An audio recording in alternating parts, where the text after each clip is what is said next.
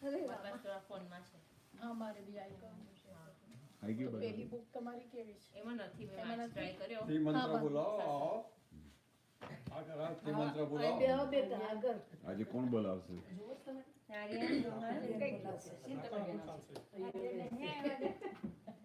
આર્યન રહ્યો ને બીજું મોટો આર્યન મોટો આર્યન બોલાશે. બોલાવો બેટા તે મંત્ર. નાના આર્યન ને ભીમાની ના આર્યન. હા કોણ આવે? ભાઈ આવે. ઉમ્મી જેવો જ લાગે ને? ઉમ્મી જેવો જ લાગે. ખોલી ગઈ છે એટલે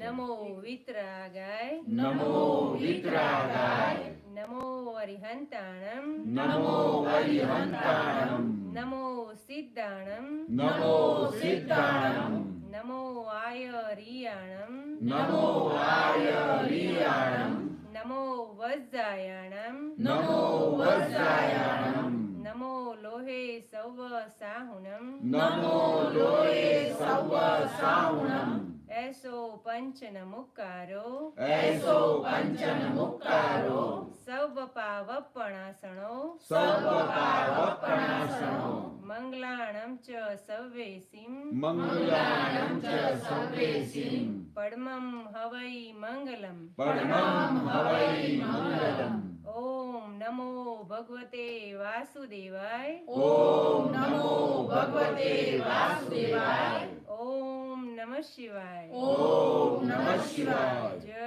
સચ્ચિદાનંદ જય સચ્ચિદાનંદ 5 વખત સિમંદર સ્વામીને નમસ્કાર કરું છું, બોલાઈ લઉં છું. તમે પ્રત્યક્ષ દાદા ભગવાનની સાક્ષીએ પ્રત્યક્ષ દાદા ભગવાનની સાક્ષીએ વર્તમાને મહાવિદે ક્ષેત્રમાં વિચરતા વર્તમાને મહાવીર ક્ષેત્રમાં તીર્થંકર ભગવાન શ્રી સિમંદર સ્વામીને તીર્થંકર ભગવાન શ્રી સિમંદર સ્વામીને અત્યંત ભક્તિપૂર્વક નમસ્કાર કરું છું. અત્યંત ભક્તિપૂર્વક નમસ્કાર કરું છું. પ્રત્યક્ષ દાદા ભગવાનની સાક્ષીએ પ્રત્યક્ષ દાદા ભગવાનની સાક્ષીએ વર્તમાને મહાવિદે ક્ષેત્રમાં વિચરતા વર્તમાને મહાવીર ક્ષેત્રમાં વિચરતા તીર્થંકર ભગવાન શ્રી સિમંદર સ્વામીને તીર્થંકર ભગવાન શ્રી સિમંદર સ્વામીને અત્યંત ભક્તિપૂર્વક નમસ્કાર કરું છું. અત્યંત ભક્તિપૂર્વક નમસ્કાર કરું છું. પ્રત્યક્ષ દાદા ભગવાનની સાક્ષીએ પ્રત્યક્ષ દાદા ભગવાનની સાક્ષીએ વર્તમાને મહાવિદે ક્ષેત્રમાં વિચરતા વર્તમાને મહાવીર ક્ષેત્રમાં વિચરતા તીર્થંકર ભગવાન શ્રી સિમંદર સ્વામીને તીર્થંકર ભગવાન શ્રી સિમંદર સ્વામીને અત્યંત ભક્તિપૂર્વક નમસ્કાર કરું છું. અત્યંત ભક્તિપૂર્વક નમસ્કાર કરું છું. પ્રત્યક્ષ દાદા ભગવાનની સાક્ષીએ પ્રત્યક્ષ દાદા ભગવાનની સાક્ષીએ વર્તમાને મહાવિદે ક્ષેત્રમાં વિચરતા વર્તમાને મહાવીર ક્ષેત્રમાં વિચરતા તીર્થંકર ભગવાન શ્રી સિમંદર સ્વામીને તીર્થંકર ભગવાન શ્રી સિમંદર સ્વામીને અત્યંત ભક્તિપૂર્વક નમસ્કાર કરું છું. અત્યંત ભક્તિપૂર્વક નમસ્કાર કરું છું. પ્રત્યક્ષ દાદા ભગવાનની સાક્ષીએ પ્રત્યક્ષ દાદા ભગવાનની સાક્ષીએ વર્તમાને મહાવિદે ક્ષેત્રમાં વિચરતા વર્તમાને મહાવીર ક્ષેત્રમાં વિચરતા તીર્થંકર ભગવાન શ્રી સિમંદર સ્વામીને તીર્થંકર ભગવાન શ્રી સિમંદર સ્વામીને અત્યંત ભક્તિપૂર્વક નમસ્કાર કરું છું. અત્યંત ભક્તિપૂર્વક નમસ્કાર કરું છું. જય સચ્ચિદાનંદ. સચ્ચિદાનંદ.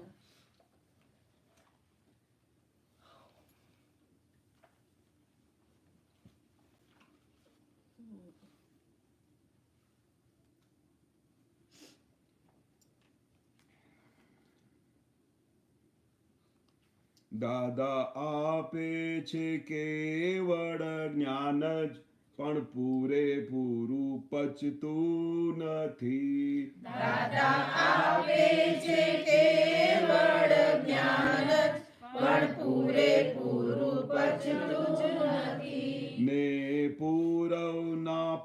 પાપ કેવા ચીકણા ને પૂરવના પાપ પાપ કેવા ચીકણા કે દુનિયામાં એ જચતું નથી એ દુનિયામાં એ જચતું નથી દાદા આપે છે કેવળ જ્ઞાન જ દાદા આપે છે કેવળ જ્ઞાન જ પણ પૂરેપૂરું પચતું નથી પણ પૂરેપૂરું પચતું નથી મન વચ કાયાવસ્થા માત્ર કુદરતી રચના મન વચ કાયાવસ્થા માત્ર કુદરતી રચના જેવું દ્રવ્ય તેવા ભાવો જાણી જો તૃષ્મણા જેવું દ્રવ્ય તેવા ભાવો જાણી જો કૃષ્ણ મન વચ કાયાવસ્થા માત્ર કુદરતી રચના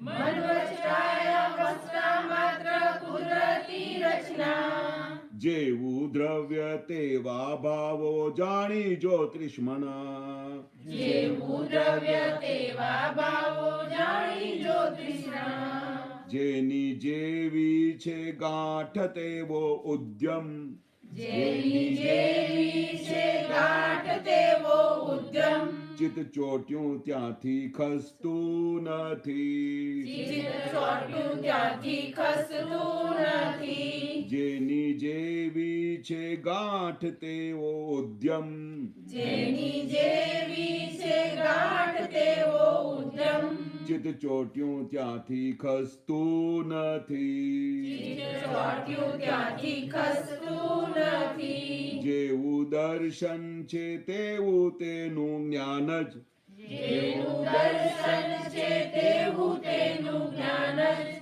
લશ્કર કશાએ વસ્તુ બંધી લશ્કર કશાએ વસ્તુ બંધી દાદા આપે છે કેવળ જ્ઞાન જ દાદા આપે છે કેવળ જ્ઞાન જ પણ પૂરેપૂરું પચતું નથી પણ પૂરેપૂરું પચતું નથી ને પૂરવના પાપ કેવા ચીકણા ને પૂરવના પાપ કેવા ચીકણા કે દુનિયામાં એ જચતું નથી એ દુનિયામાં એ જચતું નથી વિકલ્પોથી આ સંસારે પડ્યું ઉભવું વિકલ્પોથી આ સંસારે પડ્યું બહુ ગોઠવી દેવા સૌ વિકલ્પો સૌને સુખરૂપ થાવું ગોઠવી દેવા સૌ વિકલ્પો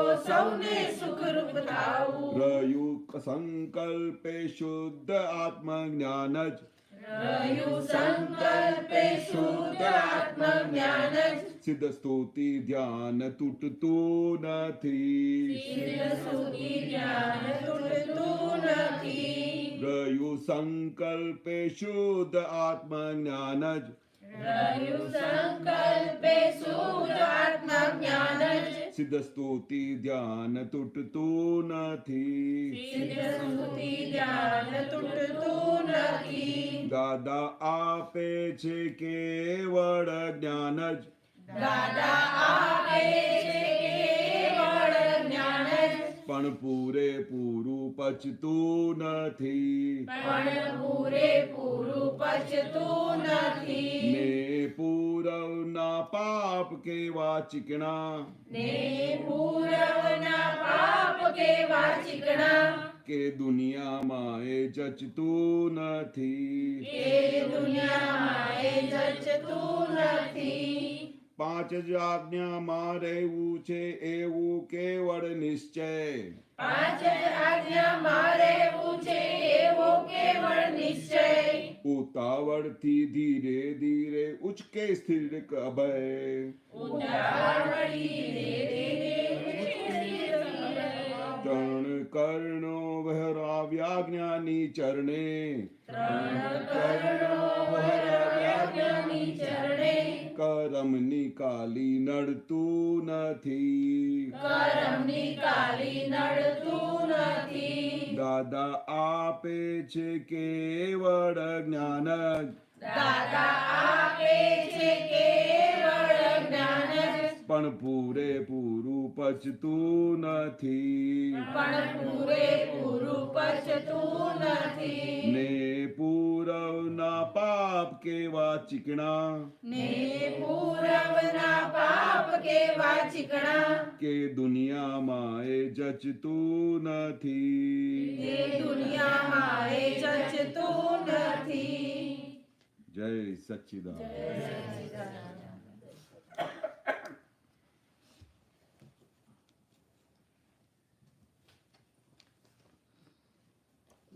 બરોબર છે ને? દાદા આપે છે કેવળ જ્ઞાન. ઉપર આવો તો કેવું જ્ઞાન આપ્યું છે? કેવળ જ્ઞાન. જે તીર્થંકરોએ આપેલું જ્ઞાન, 24 તીર્થંકરોનું જ્ઞાન, જે મોક્ષે લઈ જાય, પણ કેમ પચતું નથી? કેવા ચીકણા કર્મો છે. પૂર્વના કેવા પાપ ચીકણા. બાકી કેવળ જ્ઞાન મળી જાય ને, સતયુગમાં તો કેવું હતું કે તીર્થંકરો ખાલી આમ દેશના આપે ને તો એમને બધું પાર થઈ જાય. હા. પણ આપણે શું છે, પંચમારાના જીવો બહુ ભારે હિસાબો લઈને આવ્યા છે, પાર વગરના હિસાબો. એટલે એટલા ભારે હિસાબો હોય કે આખું જ્ઞાન હાજર થતા બી આપણે આમાંથી સ્લીપ મારી જઈએ છીએ, જબરજસ્ત જ્ઞાન હોવા છતાં બી, કારણ કે પાછળનો હિસાબ બહુ ભારે છે. જેટલો બી ભારે હિસાબ હોય, ગમે તેવા ભારે હિસાબ હોય, પણ આપણી પાસે દાદાનું ગજબનું જ્ઞાન છે, દાદાની 5 આજ્ઞા છે, તો આપણે એમાંથી બહાર નીકળી શકીએ. કે આપણું આખો દિવસ ચિત્ત ક્યાં જાય છે? કઈ બી વસ્તુમાં આપણું ચિત્ત જાય તો દાદા કે જો આપણું ચિત્ત બહાર જાય ને તો ફ્રેક્શન ઓફ મિનિટમાં પાછું આવતું રહે. જો તમે પેલા ચિત્ત ત્યાં અટકી ગયું તો પછી એમાંથી પછી ચિત્તમાંથી ત્યાં એવું ડિઝોલ્વ થઈ જાય, ત્યાંથી પછી આખું વિજ્ઞાન જતું રહે. પછી એમાં તન્મયાકાર થઈ ગયો, પછી એમાંથી આત્મા બધું જતું રહે. એક વખત ચિત્ત ચોંટી ગયું તો ખસતું જ નથી ત્યાંથી. આપણે બહાર મોલમાં ગયા હોય તો ઇન્ડિયામાં કેવું છે કે ત્યાં બધા સાડીઓની દુકાનો હોય બધું, તો ત્યાં બધા મોડલમાં બધા કપડાં પહેરાવે, બધાને જાત જાતના કપડાં પહેરાવે, જેન્ટ્સને કપડાં પહેરાવે. અહીંયા મોલમાં બી બધા આમ મોડલ ઉપર હોય ને, બધા પેકિંગ કરીને બધા કરે. તો ઇન્ડિયામાં બધી શું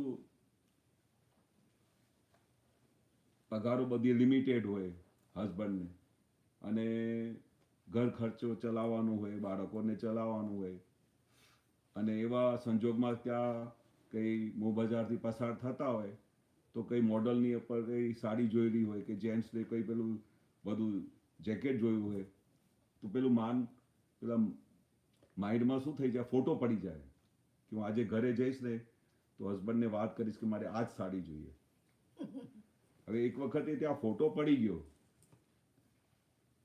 પછી ઘરમાં ફરતા હોય, વાત કરતા હોય, જમવાનું બનાવતા હોય તો એ ફોટો પછી ત્યાં વારે ઘડી યાદ આવ્યા કરે.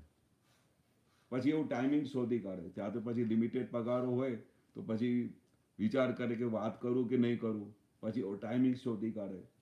ટાઈમિંગ શોધ્યા પછી એમને કહે કે ભાઈ આ આટલી મને સાડી મેં જોઈ છે, બહુ સારી છે, ડ્રેસ બહુ સારી છે, 12,000 રૂપિયાની છે, તમારે મારે લઈ આપવી પડશે.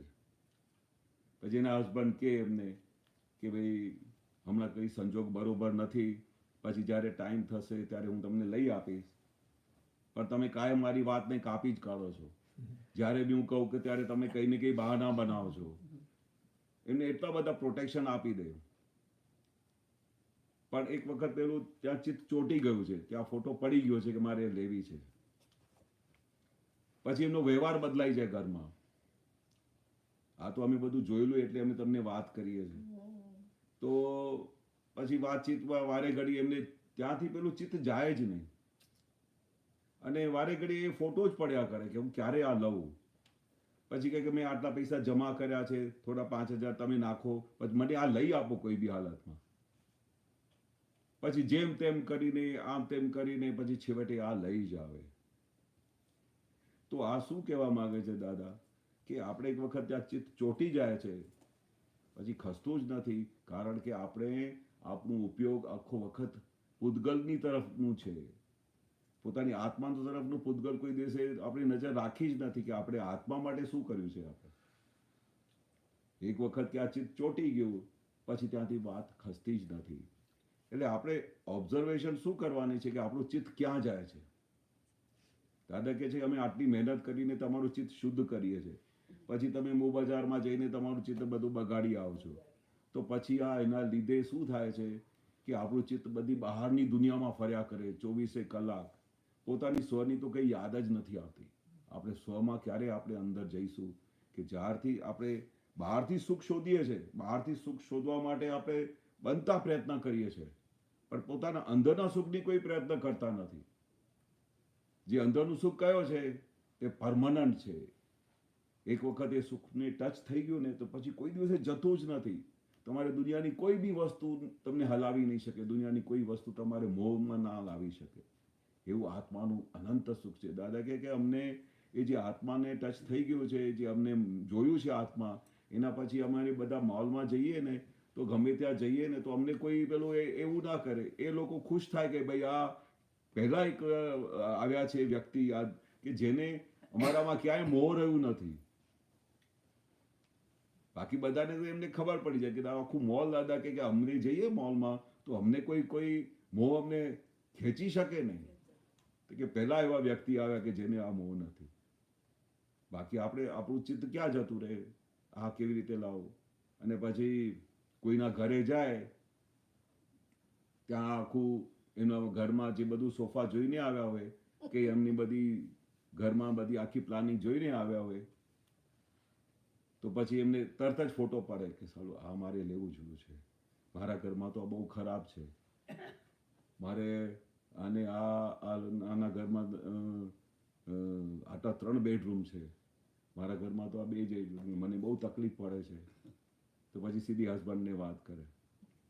હવે પહેલા જ્યાં સુધી એમના ઘરે નહોતા ગયા, એમના ફ્રેન્ડના ઘરે નહોતા ગયા ત્યાં સુધી કોઈ પ્રોબ્લેમ નહોતું, પણ જ્યારે એમના ઘરે ગયા એની બહેનપણી એમને બધા 3 બેડરૂમ બતાવ્યા, બધું ઘરનું બધું આ બતાવ્યું, એટલે પછી ફોટા પડ્યા.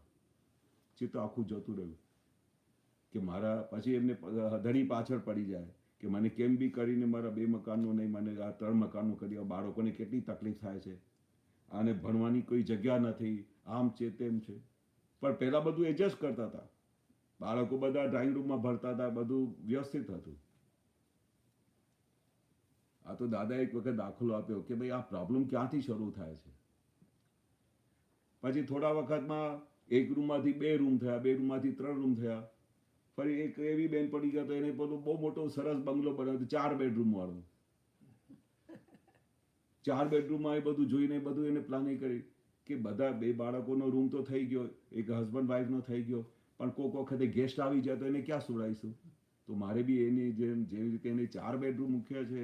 એ બેનપણી એને વાત કરે કે મેં એટલા માટે એક રૂમ એક્સ્ટ્રા લીધેલો છે, કારણ ગેસ્ટને ક્યાં સુડાઈએ. બાળકો પછી અપસેટ થઈ જાય છે કે આપણે એમનું બેડરૂમ આપીએ તો પછી એની પાછળ પડી ગયા 4 બેડરૂમ. પછી થોડા વખત પછી કે એવા એમના ફ્રેન્ડ મળી ગયા જેને 5 રૂમનું બેડ હતું, બાથરૂમ. ફરી હસબન્ડની પાછળ પડ્યા કે ભાઈ એ કઈ ગાંડા છે કે 5 બેડરૂમનું હોલ લીધેલું છે, એને બી તો અક્કલ છે ને, શા માટે આટલું મોટું ઘર લીધેલું છે કે જ્યારે ગેસ્ટ આવે તો ત્યારે કઈ એકલા ક્યાં આવે છે, એના બાળકોને બી લઈને આવે છે, તો એને બી તો એક બેડરૂમ આપવું પડે ને. વ્યવહાર આપણું ખોટું થઈ જાય એમને ના આપીએ તો દાદા કહ્યું જ્યાં સુધી એ એકલા ઘરમાં રહેતા હતા ત્યાં સુધી એને કોઈ પ્રોબ્લેમ નહીં થયું, પણ જે દિવસે એને બીજાનું ઘર જોયું, દેખાદેખી થઈ, ત્યારથી એને પ્રોબ્લેમ થયો. નહીં તો બહુ આરામથી રહેતા હતા. એટલે આ બધા કેવા સુખો છે કે તમે જુઓ ને એટલે તરત જ અંદર પ્રશ્ન ઊભો થાય, મારે બી એવું હોવું જોઈએ. આ કરી શકે છે તો મારે કેમ. ધણી કે મારી પગાર આટલી નથી, આટલી મહેનત કરવી પડે છે, કેમ કરીને બધું. ના મારે તો જોઈએ, તમે કેમ આમની જેમ બધું કરતા નથી, અને તમે તો કોઈ દિવસે રિશ્વત બી લેતા નથી. પેલા કેવી રીતે એની બી તો નાની જોબ છે, એ બી તો એક ઓફિસર છે, તો એ ક્યાંથી આટલા બધા પૈસા લાવે છે? તમે તો એના કરતાં વધારે ભણેલા છો, તમે વધારે એટલા બધા છો, તો એ કહે કે એ તો રિશ્વત લે છે. તો કે મારે રિશ્વત લેવાની? મારે રિશ્વત નથી લેવાની, ગમે તે થઈ જાય, મારે અણકનું લેવું જ નથી. હવે એની પ્રકૃતિ લઈને આવ્યા છે. પણ વાઈફ કે મારે તો આવું તો જોઈએ. તો દાદા કે આ દેખાદેખીના બધા દુઃખો છે. જ્યાં સુધી બહારનું કોઈનું દેખ્યું નથી ત્યાં સુધી કોઈ પ્રોબ્લેમ નથી, પણ બીજાનું જોયું એટલે આપણે પ્રોબ્લેમ શરૂ થઈ ગયો. એટલે જે જગ્યા ચિત્ત ચોંટી જાય છે તે જગ્યાથી આપણા બધા પ્રોબ્લેમ શરૂ થાય છે. એટલે આપણું ચિત્ત શામાં હોવું જોઈએ? પોતાની સ્વની અંદર હોવું જોઈએ, જે આત્મા તરફ, જે આપણે મોક્ષે લઈ જવાનો છે, જે આત્માને જાણ્યા પછી આ દુનિયાની કોઈ વસ્તુમાંથી પેલું સુખ આવતું નથી. આવું 10,000 રૂપિયાવાળું પેલું સોફા લઈને આવ્યા હોય અને આપણા ઘરમાં નાનો બાળક હોય, બરોબર, આમ કેંચી બાજુમાં પડી હોય તો રમતા રમતા કેંચી લઈને પેલું આમ ચીરો મારી દીધો સોફામાં, તો ઊંઘ બગડી ગઈ. છોકરાને જે મારે, ચાલો મને $10,000નો આ સોફા લાવેલો અને તે આ શું કરી દીધું, અને ઘરમાં બધા બૂમા બૂમ કરી નાખે. હવે એને પછી શું છે, ચેન જ ના પડે. હવે મારા ઘરમાં કોઈ મહેમાન આવે તો આ બધું ફાટેલું જોઈએ તો એને કેવું લાગશે? પછી એમના ઘરમાં સાસ કે આમ કોઈ રફુ બફુ કરીને એને સીવી કાઢ ને, તો કે તો સીવી કાઢ તો દેખાશે ને. તો પછી શું કરે? આપણે સંજોગ હોય નહીં કે બીજા પૈસા લઈને આટલો મોટો સોફા લેવાનો, પણ આખો દિવસ ચિત્ત શામાં હોય કે ત્યાં પેલો ચીરો છે. હવે પેલા મહેમાન કોઈ આવ્યા હોય એની નજર બી ના જાય ને તો બી એને આખો દિવસ જ્યાં બેઠા હોય ને તો પેલું શું કરે કે અહીંયા બેઠા હોય ને તો આમ હાથ મૂકી દે કે એની નજર ના જાય. અથવા તો શું કરે કે કઈ એવું પેલું કઈ સ્ટાઇલિશ નેપકિન જેવું કે કઈ પેલું એવું કઈ પીસ મૂકી દે કે જેથી કરીને પાછા અહીંયા પેલું સ્ટેચ્યુ જેવું મૂકી દે, જે કવર થઈ જાય, એને દેખાય નહીં. પણ એને જ્યાં સુધી મહેમાન જાય નહીં ને એનું ચિત્ત ત્યાં જ હોય કે કદાચ એની નજર ના પડી જાય.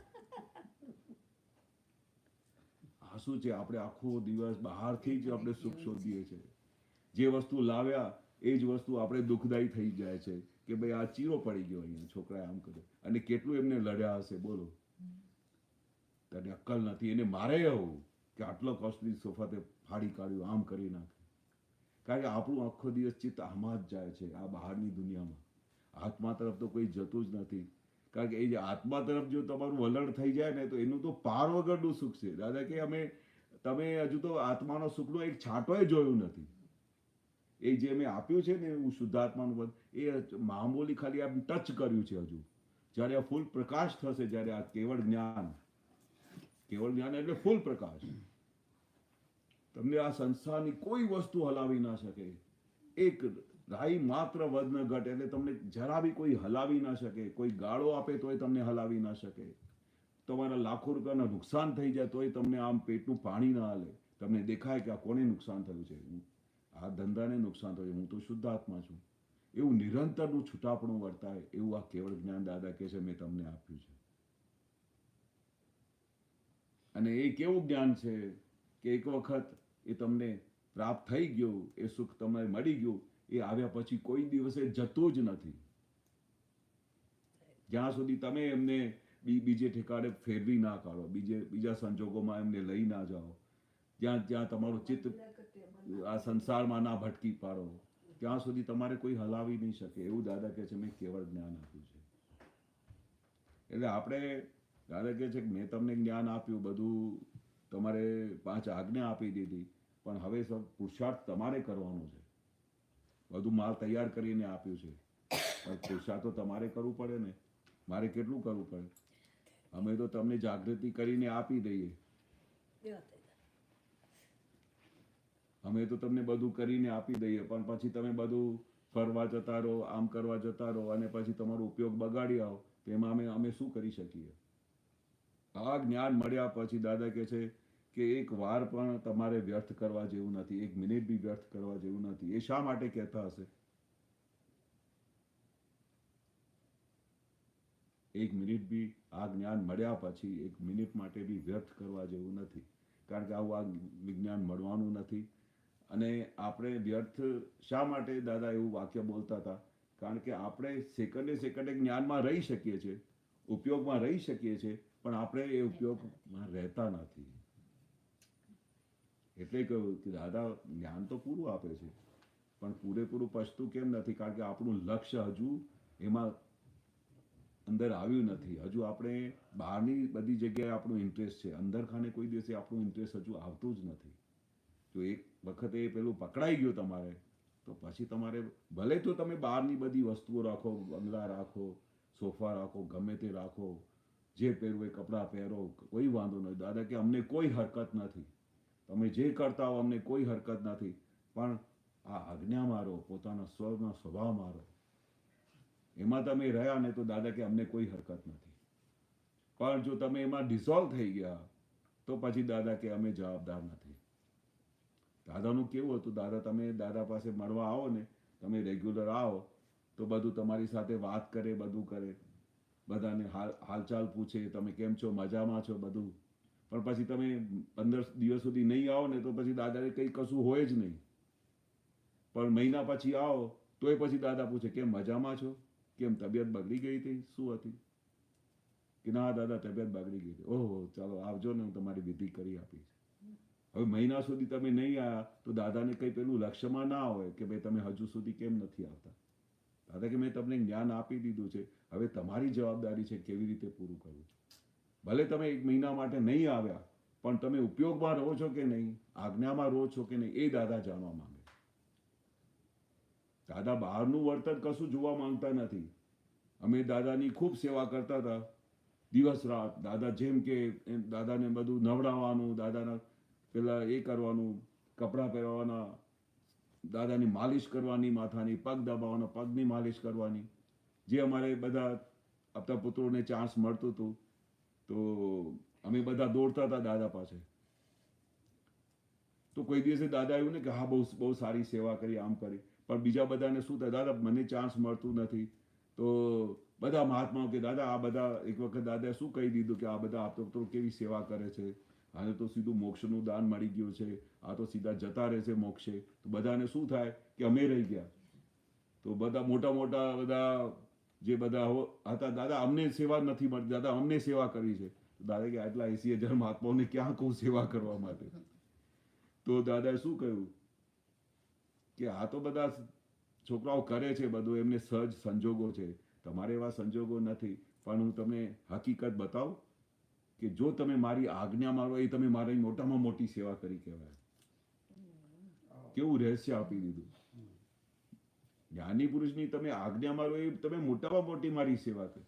આ બહારથી કશું દાદા કહે છે કે જે તમે કરે છે આ બધું, તો એનું તો કશું એ પોતાનું ભાવ કરીને આવ્યા કે અમને કોઈ જ્ઞાની પુરુષ મળશે તો અમે એમની સેવા કરીશું. તેમને એવા સંજોગો મળી ગયા. તમે એવા ભાવ નથી કર્યા, પણ તમને જ્ઞાન તો મળી ગયું છે, ગજબનું જ્ઞાન મળ્યું છે, 24 તીર્થંકરોનું જ્ઞાન મળેલું છે. તો તમારી મોટામાં મોટી મારા માટે સેવા કઈ કહેવાય કે તમે જો મારી 5 આજ્ઞામાં રહ્યા, એ મારી મોટી સેવા કરી કહેવાય. એટલે દરેકને દાદા સોલ્યુશન આપતા હતા, અને આપણી પાસે દરેક પ્રકારના સોલ્યુશન છે. કોઈ બી જગ્યાએ ક્વેશ્ચન રહ્યું નથી. તમને કોઈ ક્વેશ્ચન હોય તો પૂછજો, હા, કારણ કે દાદાએ દરેક ક્વેશ્ચનના જવાબ આપેલા છે.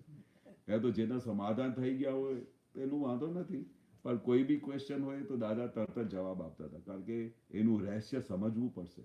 દાદા શું કહેવા માંગે છે, આજ્ઞા કેવી રીતે પડાય, કયા કારણથી કઈ આજ્ઞા નથી પડાતી, કયા કારણથી આપણી આજ્ઞા ચૂકાઈ જાય છે, કયા કારણથી આપણે આ હજુ ગાડી યાર્ડમાંથી બહાર નીકળતી નથી, કયા કારણથી આપણે અંદરનું જે સુખ ઉભરાવવું જોઈએ આત્મા જ્ઞાન પ્રાપ્ત કર્યા પછી કેમ નથી આવતું, કઈ જગ્યા પર આપણી અટકણ છે, કઈ જગ્યા પર આપણી આડાઈ છે, એ આપણે તો શોધવું પડશે ને.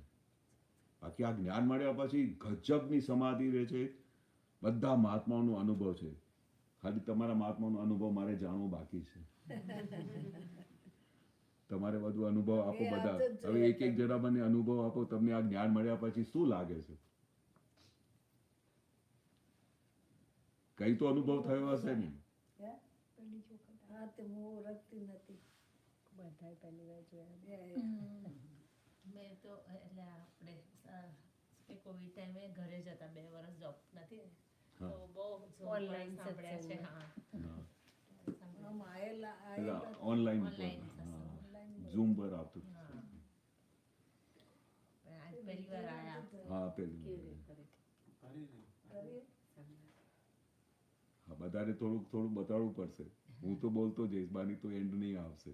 પણ હવે આજે તમારી પરીક્ષા ના છે. ના, પણ આ જ્ઞાન લીધા પછી આમ પોતાને લાગે છે કે સંતોષ, હા ચાલો બહુ સરસ. કશું મળ્યું ન મળ્યું સંતોષ સંતોષ રહે લાગે. શરીરે. હા પણ પણ એ જ્ઞાન લીધા પછી હજી ચરણ વિધિ નિયમિત થતી નહીં.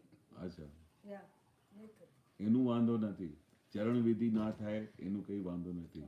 પણ તમે અહીંયા બેઠા હો, હા, પણ બેઠા બેઠા કોઈના દોષ દેખાય છે? ના, જરાય નહીં. હા એ જ જોવાનું.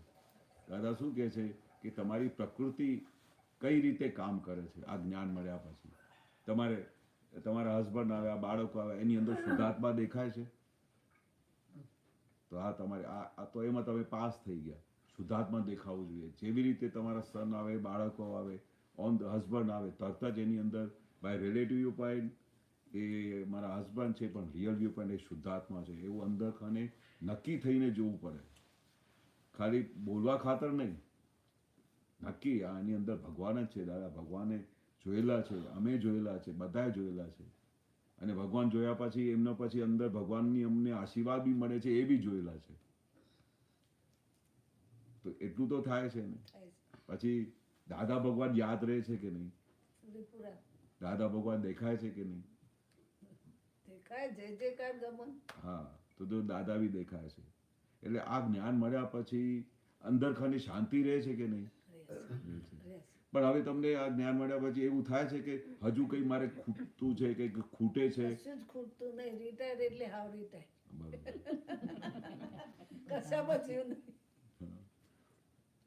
કે દુનિયામાં ક્યાંય જચતું નથી, એટલે કવિરાજ કહ્યું ને કે હવે કે આ દુનિયામાં કંઈ જચતું જ નથી, આ દુનિયામાં કોઈ વસ્તુ ગમતી જ નથી.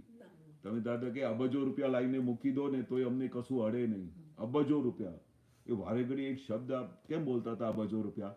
કારણ કે આ બધા લોકો પાંચમા આરાના લોકો છે ને પૈસાથી જલ્દી સમજી જાય. પેલા બધું કે સાક્ષાત પરમાત્મા આવ્યા છે, આમ છે. પણ કોઈ દિવસે દાદા કે જ્યારે અમે અબજો રૂપિયાની બધા એક જરા પૂછ્યું, દાદા આ તમે વારે ઘડી અબજો રૂપિયાની વાત કરો છો? તો કે આ જગતમાં જે છે લોકો છે ને બધા આ પૈસાથી જલ્દી વાત સમજી જાય. પછી હું કહું ને 14 લોકના નાથ પ્રગટ થયા છે, આખા બ્રહ્માંડના સ્વામી છે, ચાહે સો કરી શકે. તો કે કઈ વાંધો નહીં, પછી જઈશું, વાંધો નહીં. અને એવું બનતું બી હતું. હું દાદા ભગવાનને લઈ જતો હતો તો કે દાદા હમણાં શું મારે ઘરે કામ છે, હમણાં શું ઉતાવળ છે, પછી આવીશ. આવા બધા જવાબો આપતા. દાદા ભગવાન હાજર હતા ત્યારે બી કેટલાને, કારણ કે હજુ એમની મહત્તમતા સમજાવેલી નહીં. જ્ઞાની પુરુષ એટલે શું, ભગવાન એટલે શું? એ તો કે ભાઈ આ એમ પટેલની અંદર ભગવાન પ્રગટ થયા છે, હવે દાદા ભગવાન મારી સાથે જ છે ને, હું ગમે ત્યારે બી આવીને વિધિ કરીને જઈશ, પછી મળીશ, ફરી સત્સંગમાં આવીશ. આપણે ક્યાં દાદા જતા રહેવાના છે? મન છે ને, મનનો સ્વભાવ કેવું છે કે આખો દિવસ પોતાને પ્રોટેક્શન કર્યા કરે અને પોતાની ધાર્યા મુજબ ચાલે, પોતાની ધાર્યા મુજબ. અને જે એટલી સમજણ હોય, જેટલી એની ડેવલપમેન્ટ હોય ને એ પ્રમાણે એમને પુશઅપ કર્યા કરે. પણ હકીકતમાં જે દાદાનું વિજ્ઞાન શું કહે છે, દાદા એટલે શું, જે દાદાની લગની લાગવી જોઈએ એ શું, એ હજુ પકડાતી નહોતી. દાદા કે જે દિવસે એ પકડાઈ જશે ને કે દાદા ભગવાન એટલે શું, તે દિવસે તમે એનું આનંદ જોજો, તે દિવસે તમે એનું અંદરનું ઉભરાટો જોજો કે કેવું આ આત્માનું સુખ ઉભરાય છે. જ્યાં સુધી દાદા કે આપણે પેલું કોઈનું હીરો આપેલું હોય હાથમાં નાના બાળકને, તો એને વેલ્યુ સમજાય નહીં. પણ આપણે જે સમજદાર હોય અને એને ખબર પડે માર્કેટમાં જઈને, એવી રીતે લેડીઝ જાય છે ને, તો પછી આ હીરાની શું કિંમત છે, તો કે આ તો પેલો દાગી હીરો છે, આમાં આની આટલી કિંમત નહીં આવશે, તો એમાંથી એનું સુખ જતું રહે. પણ એમને કે આ તો બહુ જબરજસ્ત હીરો છે, આ તો આની કિંમત તો લાખ રૂપિયાથી વધારે છે. એટલે એ હીરો જ્યારે એમની ઘરમાં હોય ને કે અંગૂઠીમાં પહેર્યો, તો એની આખો દિવસમાંથી સુખ આવ્યા કરે. લાખ રૂપિયાનો હીરો છે, આખો દિવસ સુખ આવે. પણ પેલો દાગી હીરો હોય ને એવું કહી દીધું પેલા જોઈરીએ, એમાંથી સુખ જતું રહે. એટલે આપણે દાદા શું કહે છે કે એટલે અમારે વારે ઘડી કેવું પડે કે અબજો રૂપિયા ખર્ચે તોય આ પુરુષ મળે નહીં, અબજો રૂપિયા ખર્ચો તોય આ વિજ્ઞાન મળે નહીં, અબજો રૂપિયા ખર્ચો તોય દાદા ભગવાનના દર્શન થાય નહીં, અબજો રૂપિયા ખર્ચો તો દાદાની વાત સાંભળવાની મળે નહીં. જે દિવસે આવી વેલ્યુએશન થશે ને ત્યારે તમને આમ પકડાઈ જશે કે આ દાદા એટલે શું કહેવા માંગે છે. દાદા શા માટે આવું બોલે છે કે 14 લોકનો નાથ છે, માંગે છે બોલો તે આપું. આવું બોલતા હશે આપણે કોઈ દિવસે દાદા પાસેથી કશું માંગ્યું છે? કોને કોને માંગ્યું છે? મને બતાવો કે શું માંગ્યું છે. ભક્તિ દાદાની દાદાની ભક્તિ માંગી, બસ. બીજું શું માંગ્યું છે? આચાર્યમાં રહેવાય. હા, એ બી સારી વસ્તુ. એ શું માંગે છે? માંગ્યું તો બધું બહુ છે, પણ એક સત્સંગમાં મેં એવું સાંભળ્યું હતું કે મેં આ સવાલ પૂછી લીધો છે પણ હા. ક્લેરિફાય કરું છું બીજી વાર. ઓલવેઝ કંઈને પ્રોબ્લેમ હોય એટલે એ જ માંગીએ રાઈટ કે આજે આ થઈ જાય પેલું થઈ જાય હા, વોટ એવર. પણ પછી મેં એક સત્સંગમાં એવું સાંભળ્યું કે દરેક વખતે સાંકળ ખેંચી કાઢો છો તમે. હા, પછી મેં સાંકળ ખેંચવાની બંધ કરીશ બહુ સારું. હજુ મહિનાથી જ. હા, પણ એ શાના માટે દાદાએ કહ્યું? એટલે એ સમજવા જેવી વસ્તુ એક છે. નવીનાનજી સમજાવ્યું હતું એટલે એ પછી એટલે તમે કહો ને અનુભવ, એટલે હું અનુભવ કરું હા, છું હા, કે હા, તમે જે એકચ્યુઅલી એમની પાસે માંગવાનું છે એ નથી માંગતા હા, ને તમે બધું સુખ જ માંગ્યા કરો છો. પણ હું ત્યારથી એટલે મહિના દોઢ મહિનાથી આટલો એવરીડે ટ્રાય કરું છું કે હવે હું એવરી ટાઈમ સાંકળ નથી ખેંચી લેતી. બહુ સરસ. એ તો બહુ મને થાય પરફેક્ટલી છે તો વાત દુઃખ બહુ હોય, બધા સંજોગ બહુ ભારે હોય છે, પણ હા. દરેકના હોય I set myself a little back. હા, પણ એમાં શું છે કે દાદા શું કહે છે કે જો તમે નિરંતર જે વખતે બી તમને અંદર થાય કે હે દાદા મને મોક્ષ સિવાય આ સંસારની કોઈ વિનાશી ચીજ ખપતી નથી, ચરણ વિધિમાં આવે છે ને કે મોક્ષ સિવાય આ સંસારની કોઈ વિનાશી, આ આપણા હૃદયમાં અંદર ભાવમાં નિરંતર એ હોવું જોઈએ. પણ એક વખતે દાદાનું એક્ઝામ્પલ આપ્યું કે પછી આજે કંઈ સંડાસ નહીં આવ્યો તો પછી દાદાને પ્રાર્થના કરો, દાદા મને આ તબિયત બગડી ગઈ છે, આમ થઈ ગયું છે, દાદા કઈ દવા આપો, દાદા કઈ મારા પર કૃપા વરસો કે મારી આ તબિયત સારી થઈ જાય. તો દાદા કે એના માટે વારે ઘડી સાકર નહીં ખેંચવાની હોય. સાકર ક્યારે ખેંચવાની હોય કે તમારો બાબો ગાડીમાંથી પડી ગયો અથવા ઉતરી ગયો સ્ટેશન પર, દેખાયો નહીં, તે વખતે શું થયું કે મારો બાબો રહી ગયો છે સ્ટેશન પર, ત્યારે સાકર ખેંચો. પણ વાંધો શું છે? એ તો ભગવાન છે, આપણે જે માંગવું હોય વારે વારે માંગી કેમ? પણ દાદા કે છે કેટલા જન્મોથી પોતું સંસાર માટે માંગ કર્યું છે, કોઈ દિવસે આત્મા માટે, પોતાના માટે કે હું મોક્ષે જાઉં એના માટે માંગ્યું છે? એટલે દાદા આવું એક્ઝામ્પલ આપ્યું. સંકટ સમયની સાકર, એટલે સંકટ ઊભું થાય બહુ એટલે તમારે હવે અંદર બહુ મૂંઝવણ થઈ જાય, બરોબર? તમારા હસબન્ડ તમારી સાથે બહુ વાત કરતા હોય, પછી તમારે એમની કંઈ ગેડ બચતી ના હોય, તમને આખી રાત ઊંઘ ના આવતી હોય, તમારે આખું જ્ઞાન બી એડજસ્ટ ના થતું હોય, કંઈ સમજણ ના પડતી હોય, ત્યારે અમે દાદા પાસે જતા હતા. પણ નાની નાની વાતમાં રોજે દાદા પાસે જઈને બેસીએ તો કે આટલું મોટું વિજ્ઞાન આપ્યું છે, તમે આ વિજ્ઞાન તો વાપરતા જ નથી. હસબન્ડમાં જો દોષ દેખાતા હોય તો તમે ક્યારે એની અંદર શુદ્ધાત્મા જોયા જો દોષ દેખાય? આ તો એનું પૂતગલનું 5 નંબર 1નું સ્વભાવ છે એવું, તે સ્વભાવમાં તમે ક્યાં અટકી ગયા? તમે એમની અંદર શુદ્ધાત્મા તો જોયા નહીં. એટલે દાદા શું કહેવા માંગે છે કે સૌથી પહેલા જો તમે 5 આજ્ઞામાં રહ્યા તો તમને સંસારની કોઈ વસ્તુ અડશે નહીં, કોઈ તકલીફ નહીં અડશે.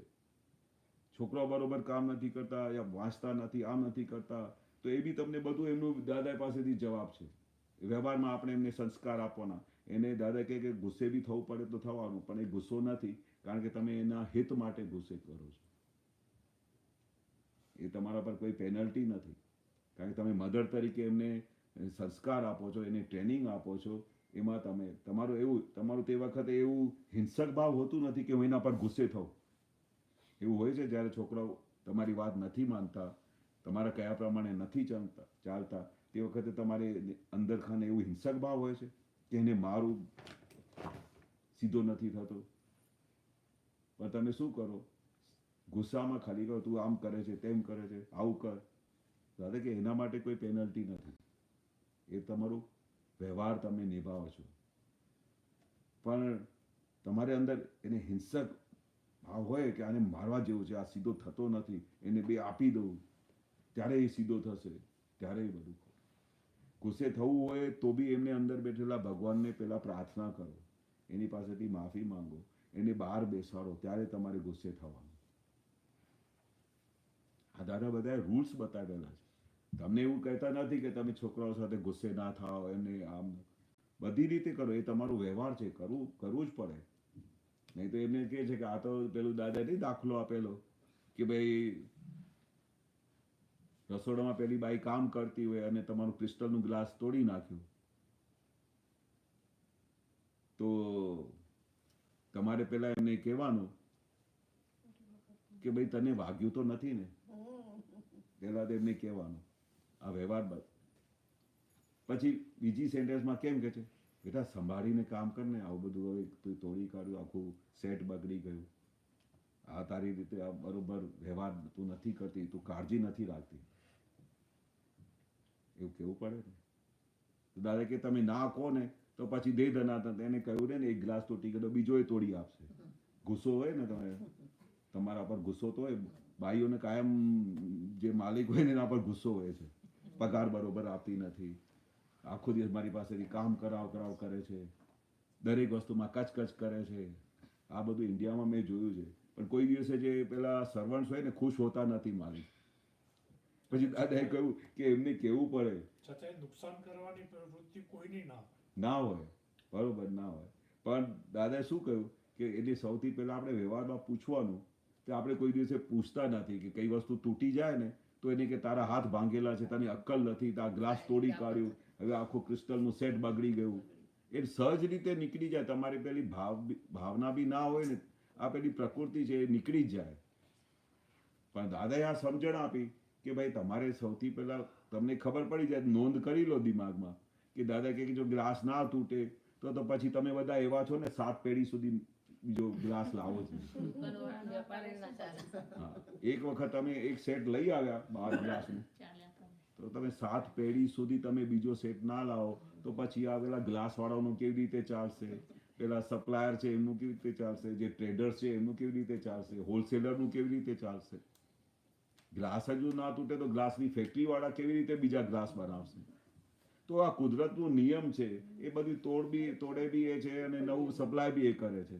તો એમાં તમારે વધારે કંઈ રિસર્ચ કરવાની જરૂર નથી, પણ તમારે એટલું જોવાનું કે ભાઈ વ્યવહાર કેવી રીતે કરવાનો બાઈ સાથે કે કોઈની બી સાથે. કેટલા તો સાસ હોય તો વહુ સાથે બી ગુસ્સે થઈ જાય, તું બરોબર કામ કરતી, તારું ચિત્ત ખબર નહીં ક્યાં હોય છે, ક્યાં ફર્યા કરે છે, શું ને શું બોલી દેતા હોય છે. આ તો મેં સાંભળ્યું છે એટલે કહું છું. પછી મમ્મી મારાથી થોડી જબરજસ્તી મેં થોડી તોડ્યું છે, પણ આમ તૂટી ગયું. પણ તારે આવી રીતે બહુ સંભાળીને કામ કરતી નથી, તારું ચિત્ત ખબર નહીં ક્યાં રહે છે, આવી રીતે બોલી બી જાય. પણ શું હોય છે, આ આપણી પ્રકૃતિનો સ્વભાવ છે. પણ આપણી પાસે આ જ્ઞાન મળ્યા પછી તો એ આપણી પાસે પરીક્ષા હોય છે. મમ્મી આવું બોલે તો આપણે સમજી જવાનું કે મમ્મીનો સ્વભાવ બહુ સારો છે, એ તો આવું પ્રોટેક્શન કરવા માટે કહે છે, પણ આપણે તો સમજી જવાનું કે આજે મેં એને કહ્યું તો મારે બી સંભાળીને કામ કરવું જોઈએ ને. પછી છેવટે એની અંદર ભગવાન છે ને, મારાથી ભૂલ થઈ ગઈ, મમ્મી માફ કરી દેજો, ફરી બહુ સંભાળીને કામ કરીશ. આવી રીતે આપણું વર્તન થાય ત્યારે આપણે કહેવાય કે આપણે કંઈ જ્ઞાન મળ્યું છે. દાદા કે જ્ઞાન મળે ને, જ્ઞાની પુરુષ બેઠા હોય ને તો 30 માઇલ સુધી એની ખુશ્બુ પહોંચી જાય કે ભાઈ આ વડોદરામાં છે ને દાદા ભગવાન જેવા ગજબના જ્ઞાની પુરુષ છે, એને મળવા જેવા છે, એ નિરંતર આત્મામાં રહે છે, મોક્ષનું દાન આપે છે. તો દાદા કે તમારી ખુશ્બુ કેટલા કિલોમીટર સુધી જાય છે, જરા તપાસ કરી છે? કેટલા કિલોમીટર સુધી આપણી ખુશ્બુ પહોંચે છે? ખોટા કર્યા કરવો તો એની પ્રચાર વધે થાય. હા, ના આમ જ આપણે આ ઘરમાં રહેતા હોઈએ તો અહીંયાથી 30 માઇલ સુધી કે રંજનબેન તો બહુ સારા છે, એના જેવું તો મને આખા કેનેડામાં મેં જોયું નથી, એમનું વ્યવહાર તો જુઓ, એમનું વર્તન જુઓ. આવી ખુશ્બુ પહોંચી જાય, તમે ના ઈચ્છા કરો તોય પહોંચી જાય. તો દાદા પૂછે છે કે જ્ઞાની પુરુષની તો 30 માઇલ સુધી પેલી ખુશ્બુ પહોંચી જાય છે, તો આપણી ખુશ્બુ ક્યાં સુધી પહોંચે છે, જરા તપાસ કરી છે? ખુશ્બુ તો પહોંચી જાય. ગમે તે પહેલા જમાનામાં દાદા કે એવા શેઠ હતા કે બધા આમ બેઠા હોય ને તો કિલોમીટર સુધી એની ખુશ્બુ પહોંચે કે આના જેવા શેઠ અમે જોયા નથી. ભગવાનના માણસ છે, શું દાન કરે છે, કેવી રીતે બધાને સાચવે છે, નવા જનરેશનને બધાને કોલેજ મોકલી આપે, આને આમ કરે છે, દાન આપે છે, શું કરે છે, એની ખુશ્બુ પહોંચી જાય. એની પાસે જ્યારે બી જાઓ 12 વાગે જાઓ ને તો એ આપણું કામ કરી આપશે. એ કાયમ કહેતા હોય છે કે કોઈને બી તકલીફ હોય, મારા આખો દિવસ 12 વાગ્યા સુધી 1 વાગે બી આવો તોય મારા દરવાજા ખુલ્લા છે. એ બાબતમાં જી ગમે ત્યાં બહુ એમાં રચી રહે. શામાં આવકાર માટે શાના માટે? આવકારમાં કોઈ પણ હોય આવકાર હા. માટે હા, બહુ સારું કહેવાય. બહુ જ હા અતિ છે. હા, બહુ સારું કહેવાય. ત્યારે તો ખુશ્બુ પહોંચે ને, અને આપણી ખુશ્બુ ક્યાં સુધી પહોંચે? ભલે કેનેડામાં ક્યાં સુધી બી ના જતી હોય, પણ આપણી ખુશ્બુ છે ને દાદા ભગવાન પાસે અને સિમંદર સ્વામી પાસે તરત જ પહોંચી જાય. ખુશ્બુ પોતે અહીંયા તો હવામાન બરોબર નથી ને, એટલે વચ્ચે બહુ બધા ઓબ્સ્ટિકલ આવે, બરોબર. પણ આપણું જે સ્વભાવ છે, આપણું જે નેચર છે, આપણું જે વર્તન છે, એ આપણી ખુશ્બુ છે ને દાદા પાસે સૌથી પહેલા પહોંચે. બોલવું ના પડે. એટલે અમે એ આવા કેટલા બધા અનુભવ જોતા હતા કે દાદા ને કેવી રીતે ઓન ધ સ્પોટ તમે અહીંયા બેઠા હો અને દાદાને ત્યાં વાત પહોંચી જાય. પછી દાદા બી એનું ટાઈમિંગ્સ જુએ કે ભાઈ ક્યારે એમને આપવું છે. જ્યારે એમની અંદર પ્યાસ આમ ખીલી ઉઠે જ્ઞાની પુરુષ માટે, ત્યારે એમને રાઈટ ટાઈમ. મને ખબર નથી મેં પેલો દાખલો આપ્યો છે કે નહીં, તો દાદાના દાખલા બહુ રિપીટ થતા હોય છે. મારા બા છે ને બહુ દાદા ભગવાનને વારે ઘડીએ પ્રશ્ન પૂછે કે આવું કેમ આવું કેમ. તો આ બધા મહાત્માઓ આવે ને, તો જ્યારે બી વિધિ થાય, વિધિ કર્યા પછી અથવા ગમે ત્યારે બી કોઈ મહાત્મા આવે અને એનું કંઈ વસ્તુ એવી હોય કે દાદાને એને આશીર્વાદ આપ્યું હોય, તો દાદા જ્યારે વિધિ પૂરી કરે, આમ અંગૂઠે પૂરી થાય, ત્યારે આમ ઊભા થાય તો એને પીઠ ઉપર થપોડતા હતા. હા જ્યારે એમને તો ત્યારે એ બધા શું કે આમની લાટરી લાગી ગઈ, આજે દાદાની એના પર કૃપા થઈ ગઈ. આમ 10-12 વખત થપ થપ થાપ્યા જ કરે એમની પીઠ ઉપર. એ મને અનુભવ છે. મને દાદાએ 3 વખત થાપડી હતી. હા, તે એ લોટરી લાગતી હોય છે કે બહુ જ્ઞાની પુરુષની કૃપા ડેવલપ થઈ જાય, બરોબર. પણ દાદાનું કેવું હતું કે દાદા શું જ્ઞાની પુરુષ હોય ને, તો જ્ઞાની પુરુષ ઉપર કોઈ આંગળી ચીધી શકે નહીં. અને એમનું જે વર્તન, એમનો સ્વભાવ, એમનું ચલણ એટલું મનોહર હોય કે બધા એમને ત્યાં આમ આફરીન થયા કરે, એમની જોતાની સાથે પડી જાય, એવું એમનું વર્તન હોય, વ્યવહાર હોય. પણ વ્યવહારમાં ટોપ ઉપર હોય. તો જ્યારે સ્ત્રીઓ બધી દાદાની વિધિ કરે, તો વિધિ કર્યા પછી દાદા માથા પર આમ ટપલી મારતા હતા. મને તો બૈડામાં મારી. હા. તોય હા, કેમ મારે એની બી સ્ટોરી બતાડું છું. તો મારા બા શું કે, ખબર નહીં. હા, બા શું કે દાદા ભગવાન બધાને જ્યારે આવી આશીર્વાદ આપે છે, તો બધા પીઠ ઉપર જોર જોરથી થપોડા મારે છે અને આવી આશીર્વાદ આપે છે. અને પછી બધા લોકો કહે છે કે કલ્યાણ થઈ ગયું તારું, આજે તો દાદા તારા પર ગજબની કૃપા વરસાવી દીધી, આજે તારી લોટરી લાગી. કારણ કે જ્ઞાની પુરુષ જ્યારે આવી આશીર્વાદ આપે ને, તો ખબર નહીં શું કરતા હશે. કારણ કે એની કૃપાથી શું ના થઈ શકે એ અમે સમજી જતા હતા. પછી એના દરેક પ્રકારના સંજોગો, દરેક પ્રકારની અંદરની પ્રકૃતિ, એનો સ્વભાવ બધું રાતોરાત બદલી જાય. અને દાદા એમના જે બધા કર્મો છે, કારણ કે એ કયા કારણથી એમને આશીર્વાદ આપતા હતા કે કારણ એના માટે દાદા માટે જબરજસ્ત સમર્પણ હોય. તો બા કે તું મને દાદા પાસે લઈ જા, મારે દાદા સાથે વાત કરવી છે કે દાદા ભગવાન આ બધા પુરુષોને જ્યારે આમ આશીર્વાદ આપે છે, તે મને કેમ નથી આપતા? મેં કાયમ વિધિ કરું છું, મેં કોઈ દિવસે જોયું નથી, પણ મને કેમ નથી આશીર્વાદ આપતા? મારી ક્યાં કચાશ છે, મારી ક્યાં છે? મેં કહું આવી બધી વાત હું દાદાને પૂછું કે તમે પાછળથી થપોડા મારા મમ્મીને કેમ નથી મારતા, એ મારે નહીં પૂછાય.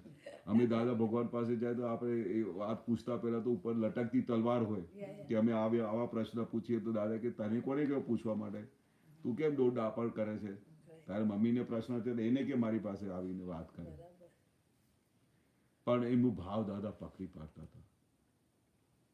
તે 8 દિવસ સુધી કહીએ ને કે હું સમર્પણ કરું છું, સમર્પણ કરું છું, સમર્પણ કરું છું, હા એવું એના પછી હા મને તો આમ સાક્ષાત દેખાય જ છે એવું. હા, એ દેખાય કારણ કે તમારું સમર્પણ હોય તો તમને દેખાય. જે રીતે બહારને દેખાતું હતું. તો પછી અઠવાડિયા સુધી એમને અંદર હજુ પ્રશ્ન થયા કરે, અને રોજે વિધિ કરે તો દાદા એમને ખાલી આમ માથા પર આમ જ ખાલી ટચ કરે.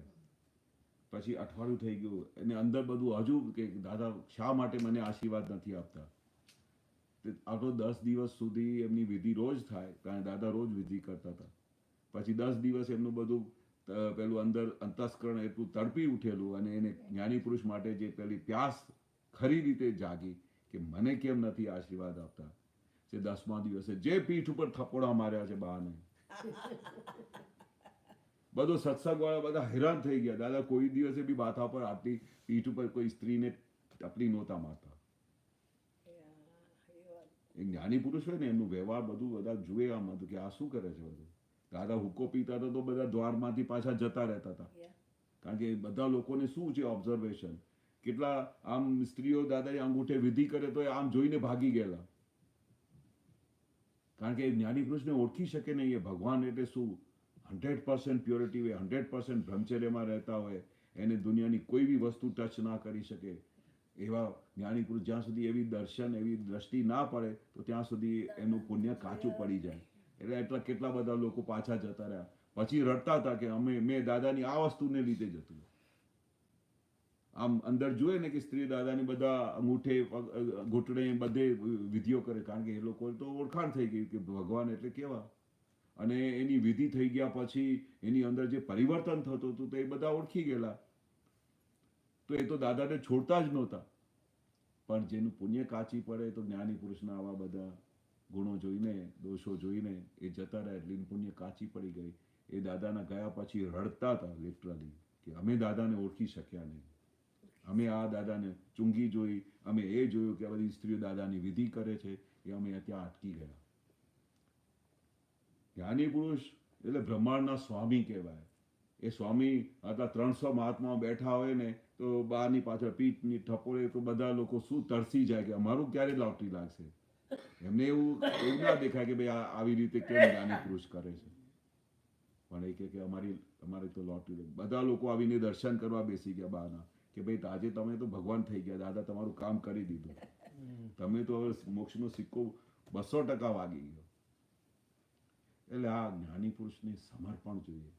અને એ દાદા ભગવાન તમે બેઠા હો ને આર પાર તમારા ભાવ પકડી જાય, અને તમારું એક તમારા અંદરના જે પરમાણુ છે તે દાદાને અસર કરે. તમે અહીંયા બેઠા હો ને તો દાદાને તમારી પ્યોરિટી અસર કરે, કારણ કે 100% પ્યોર હતા દાદા. એટલે હવે દાદા શું જોવા માંગે છે કે તમારો ભાવ જુએ છે, તમારી અંદરની જે ભાવના જુએ છે, તમારી અંદરની તડપ જુએ છે, એના પછી બધું આપી દેતા. તે આખી લાઈફ મેં જોયેલા જે મહાત્માઓ જે દાદા પાસે આવતા હતા, જે દાદાને જાણતા હતા, એની દાદાએ કોઈ દિવસે બી એક ક્વેશ્ચન પેન્ડિંગ રાખ્યું નહીં. જે ચાહે. અને પછી જે બધા મહાત્માઓએ સામેથી કહેતા હતા કે જસવંતભાઈ એક ઓરડીમાં રહેતા હતા, નાની ઓરડીમાં, તમે એ ઓરડી જોઈ બી ના શકો. અમેરિકા વાળા, કેનેડા વાળા જે જગ્યાએ કેટલા બધા આપણા ઇન્ડિયામાં મહાત્માઓ રહે છે, જેને દાદા પાસેથી ડાયરેક્ટ જ્ઞાન લીધેલું, તમે ત્યાં એમના ઘરમાં જાઓ ને આ જે જગ્યા છે ને આનાથી બી અડધી જગ્યામાં એ રહેતા હતા. બાજુમાં એક બાથરૂમ હોય એવા, અને પેલા તે ઇન્ડિયામાં કેવું કે એક નાનું પ્લેટફોર્મ બનાવ્યું હોય, નીચે ગેસ હોય, ત્યાં જમવાનું બનાવે. આવી ઓરડીમાં રહેતા એ નિરંતર દાદા સાથે ટચમાં રહેતા હતા અને નિરંતર આજ્ઞામાં રહેતા હતા. અને દાદા એમને જોઈને ખુશ થતા હતા. તો પછી દાદા એમને ઘણી વખતે કે સત્સંગમાં વિધિ કર્યા પછી તને બંગલો કરી આપું, એક નવી સરસ ગાડી બનાવી આપું તને, સામેથી પૂછતા હતા. દાદા એવું કહે ને તો તમને એવું નહીં માનવાનું કે ભાઈ દાદા ખાલી પૂછે છે. દાદા કે અમારી પાસે 1 ડાયલનો ફોન હોય, અમે આમ ખાલી ફોન ઉચકીએ ને તો સીધી લક્ષ્મી દેવીને પહોંચી જાય ફોન, અને ખાલી અમે ફોન કરીએ કે જસવંતભાઈના ઘરે જઈ આવજો, અને તરત જ જસવંતભાઈને ત્યાં બધા બંગલો બી થઈ જાય, ગાડી બી પહોંચી જાય. તો દાદા જાણતા હતા કે એની કન્ડિશન બહુ ટાઈટ છે, એની કન્ડિશન. અને એ બધા વાત બી કરે ને કે દાદા જસવંતભાઈ આમ આવી રીતે એની નોકરી જતી રહી છે, અને હવે પછી રિટાયર્ડ થઈ ગયા છે, હવે કશું કામ કરતા નથી. એની 2 દીકરીઓ છે, એ બધું કોલેજમાં ભણાવે છે, આમ કરે છે, ઘર ચાલે છે એમનું. તો દાદાને બધી ખબર પડે કે એની શું પોઝિશન છે. અને અહીંયા બેઠા હોય તો એમની બધી વગર બોલે એને અંદર વાત જાણી જાય. પછી એ બોલે નહીં દાદાને કે દાદા મને તકલીફ છે કે મારા ઘરમાં આમ છે, કોઈ દિવસે બોલે નહીં. એવા કેટલા બધા મહાત્માઓ હતા કે દાદાને બોલતા નહોતા, અને કેટલા તો સામેથી બોલતા હતા કે દાદા મારે આ પ્રોબ્લેમ છે. દાદા બંને કેસમાં જે નહીં બોલે એનું બી કામ કરતા હતા, અને જે બોલે એનું બી કામ કરતા હતા. જે નહીં બોલે તો એને સામેથી બોલતા હતા, કરી આપું તને કે નહીં દાદા, મને આ બંગલા નથી જોતા, ગાડી નથી જોતા, દાદા મને એવી આશીર્વાદ આપો કે મારે મોક્ષે જવું છે. એ છેલ્લા શ્વાસ સુધી દાદા સાથે ટચમાં રહ્યા, નિરંતર આજ્ઞામાં રહેતા હતા.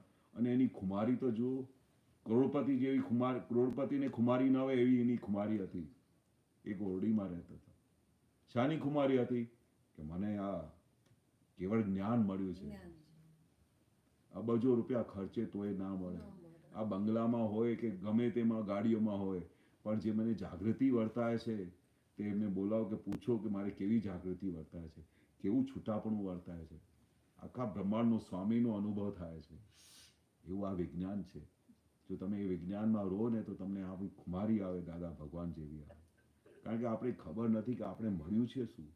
જે દિવસે ખબર પડશે ને અને અનુભવ થશે કે આપણે હવે ખબર નથી અમેરિકામાં અને અહીંયા કેનેડામાં કે કપરા સંજોગો આવે છે જેના લીધે આખું જ્ઞાન પ્રગટ થઈ જાય, પણ ઇન્ડિયામાં તો બહુ કપરા સંજોગો આવતા હોય, બહુ ભારે સંજોગો.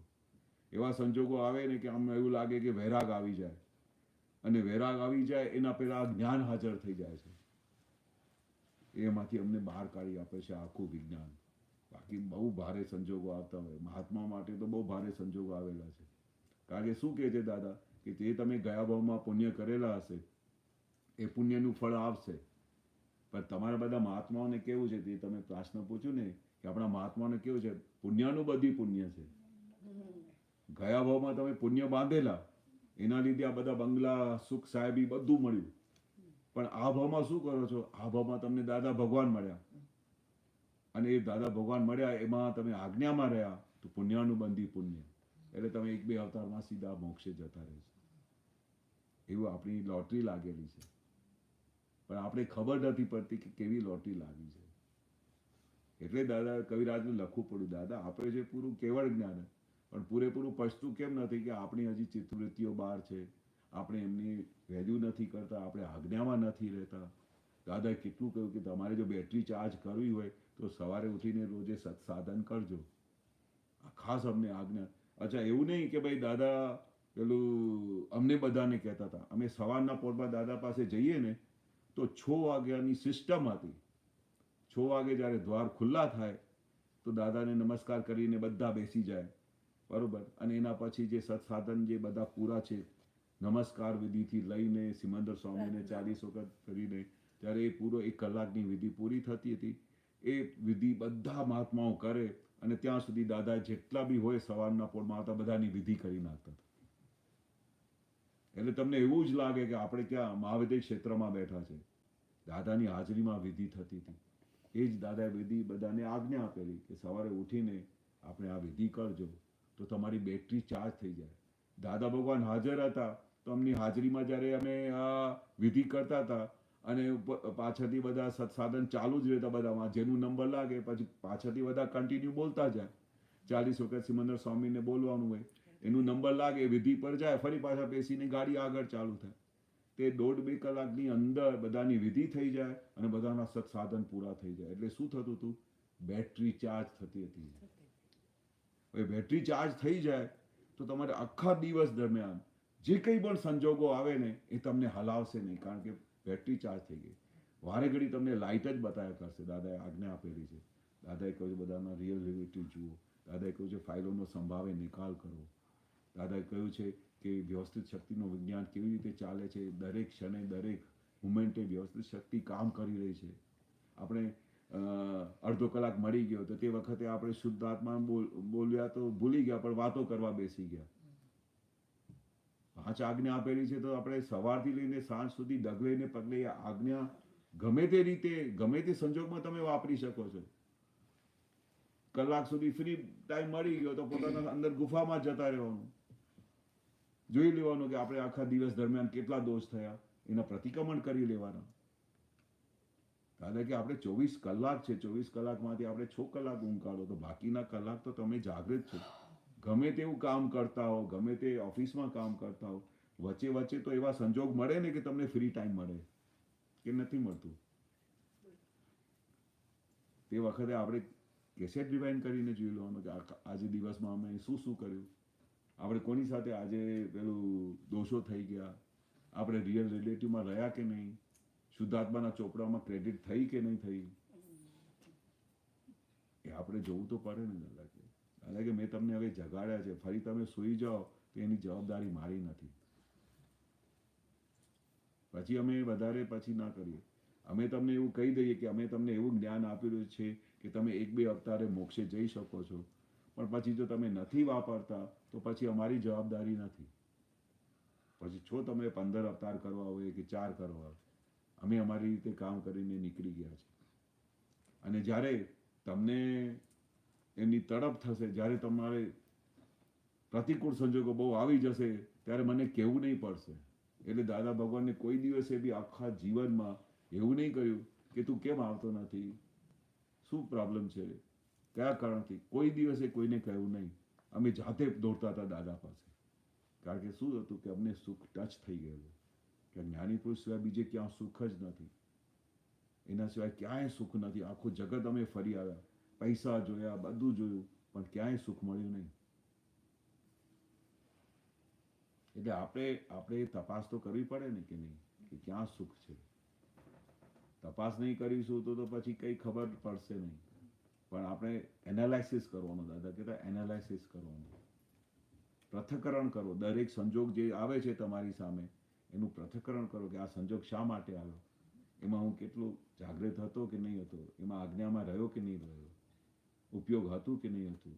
એવું આપણે ઓબ્ઝર્વ કરીશું તો ધીરે ધીરે આ જ્ઞાનની ગેડ બેસશે. દાદા શું કહેતા હતા, જ્ઞાનની ગેડ બેસતી નથી એટલે આ જ્ઞાન છે તે પકડાતું નથી તમને. જો ગેડ બેસી જાય ને તો સેકન્ડે સેકન્ડે તમને જ્ઞાન હાજર રહેશે. એવું ગજબનું જ્ઞાન આપ્યું, તીર્થંકરોનું જ્ઞાન આપ્યું.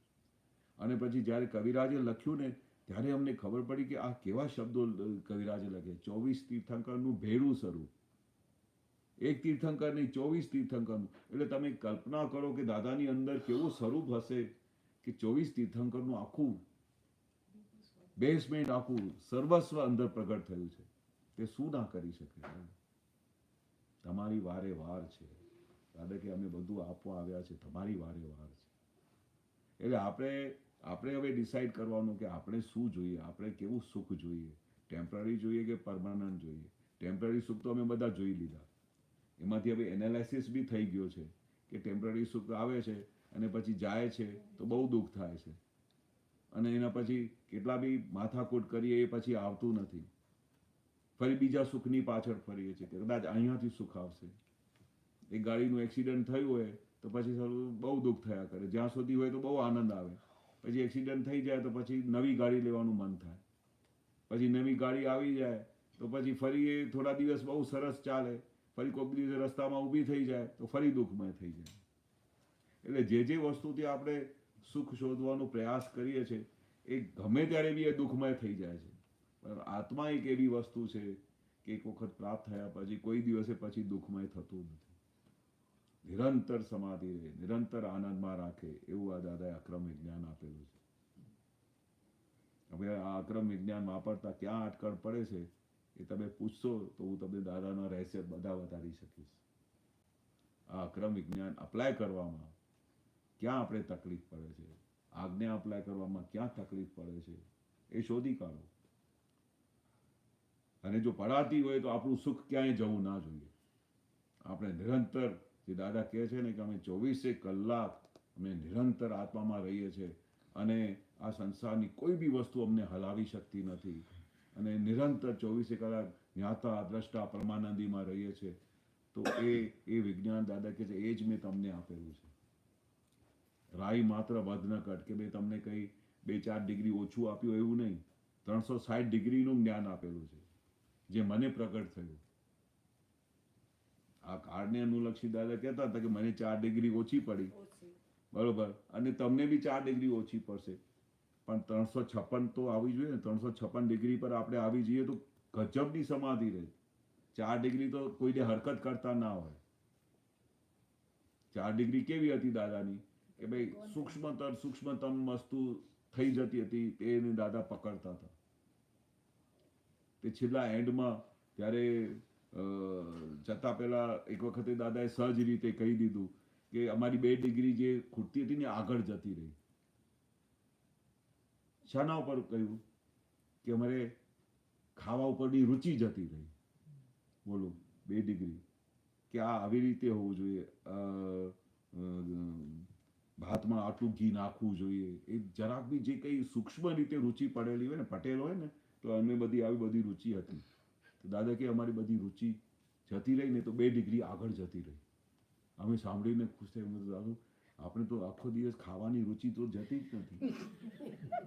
દાદાની 2 ડિગ્રી આગળ જતી રહી. આખો દિવસ આપણે ખાવામાં આજે આ બનાવજો, આ મને ગમતું નથી, આ બહુ સરસ બનાવ્યું હતું.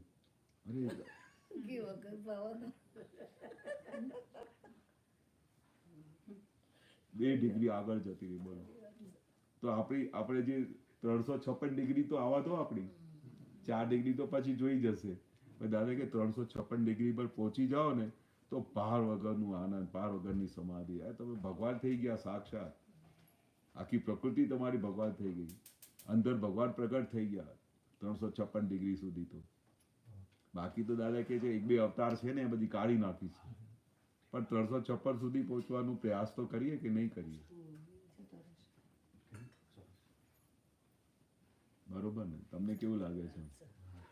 પૂછો, તમે પ્રશ્ન પૂછો. બહુ સારા પ્રશ્ન પૂછો છો.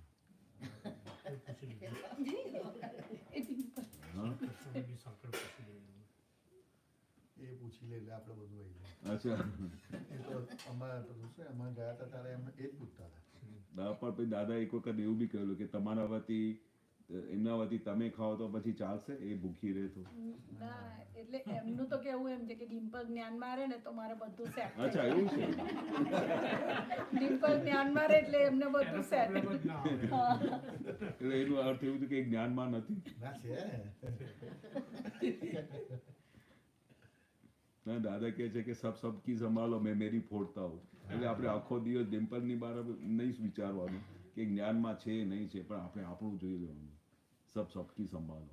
કારણ કે આપણે દાદાએ બહુ સાવચેત કરેલા છે કે આપણે આ ભાવ પૂરો થાય ને તો આપણા જે છેલ્લા એન્ડમાં ફોટા પડશે ને, કે તમારા ફોટા જે પડતા હોય જ્યારે દેહ છૂટતું હોય ને ત્યારે સેકન્ડે ફોટા પડતા હોય છે આવતા ભાવના.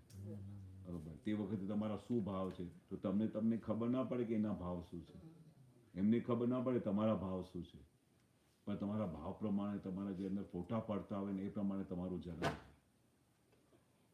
એટલે દાદા શું કહેતા હતા કે સબકી સંભાળો, મેં મેરી ફોડતો, કારણ મારે મોક્ષે જવું છે.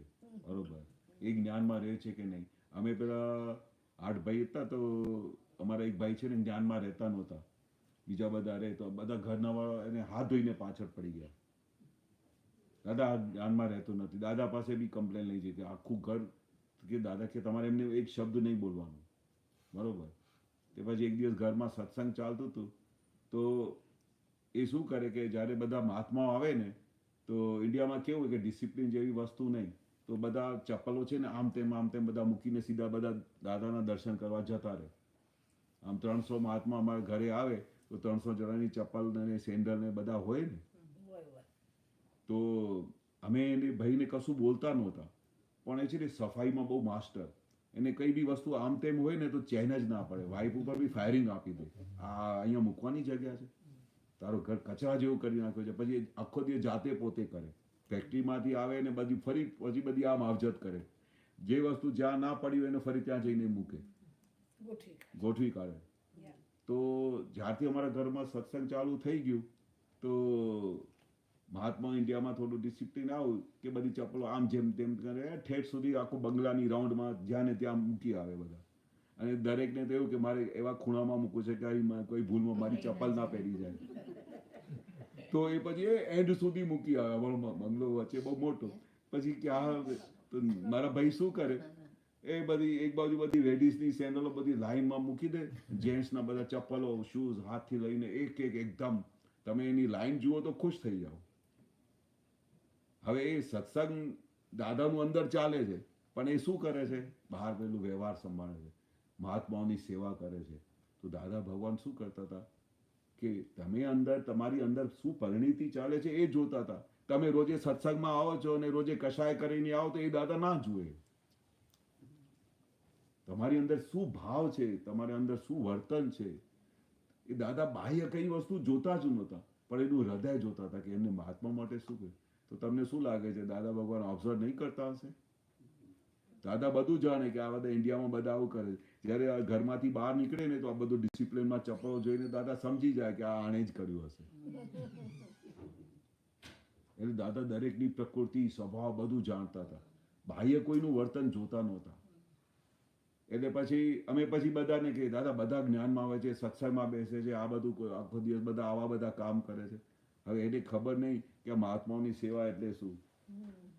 સંકેતધારી મહાત્માઓની સેવા કરે છે, જે તમને જોવા ના મળે, જે મોક્ષગામી મહાત્માઓ છે એમની સેવા કરે છે, જેનો દાદા કહે છે એકનું બી દોષ જોવાનું નથી.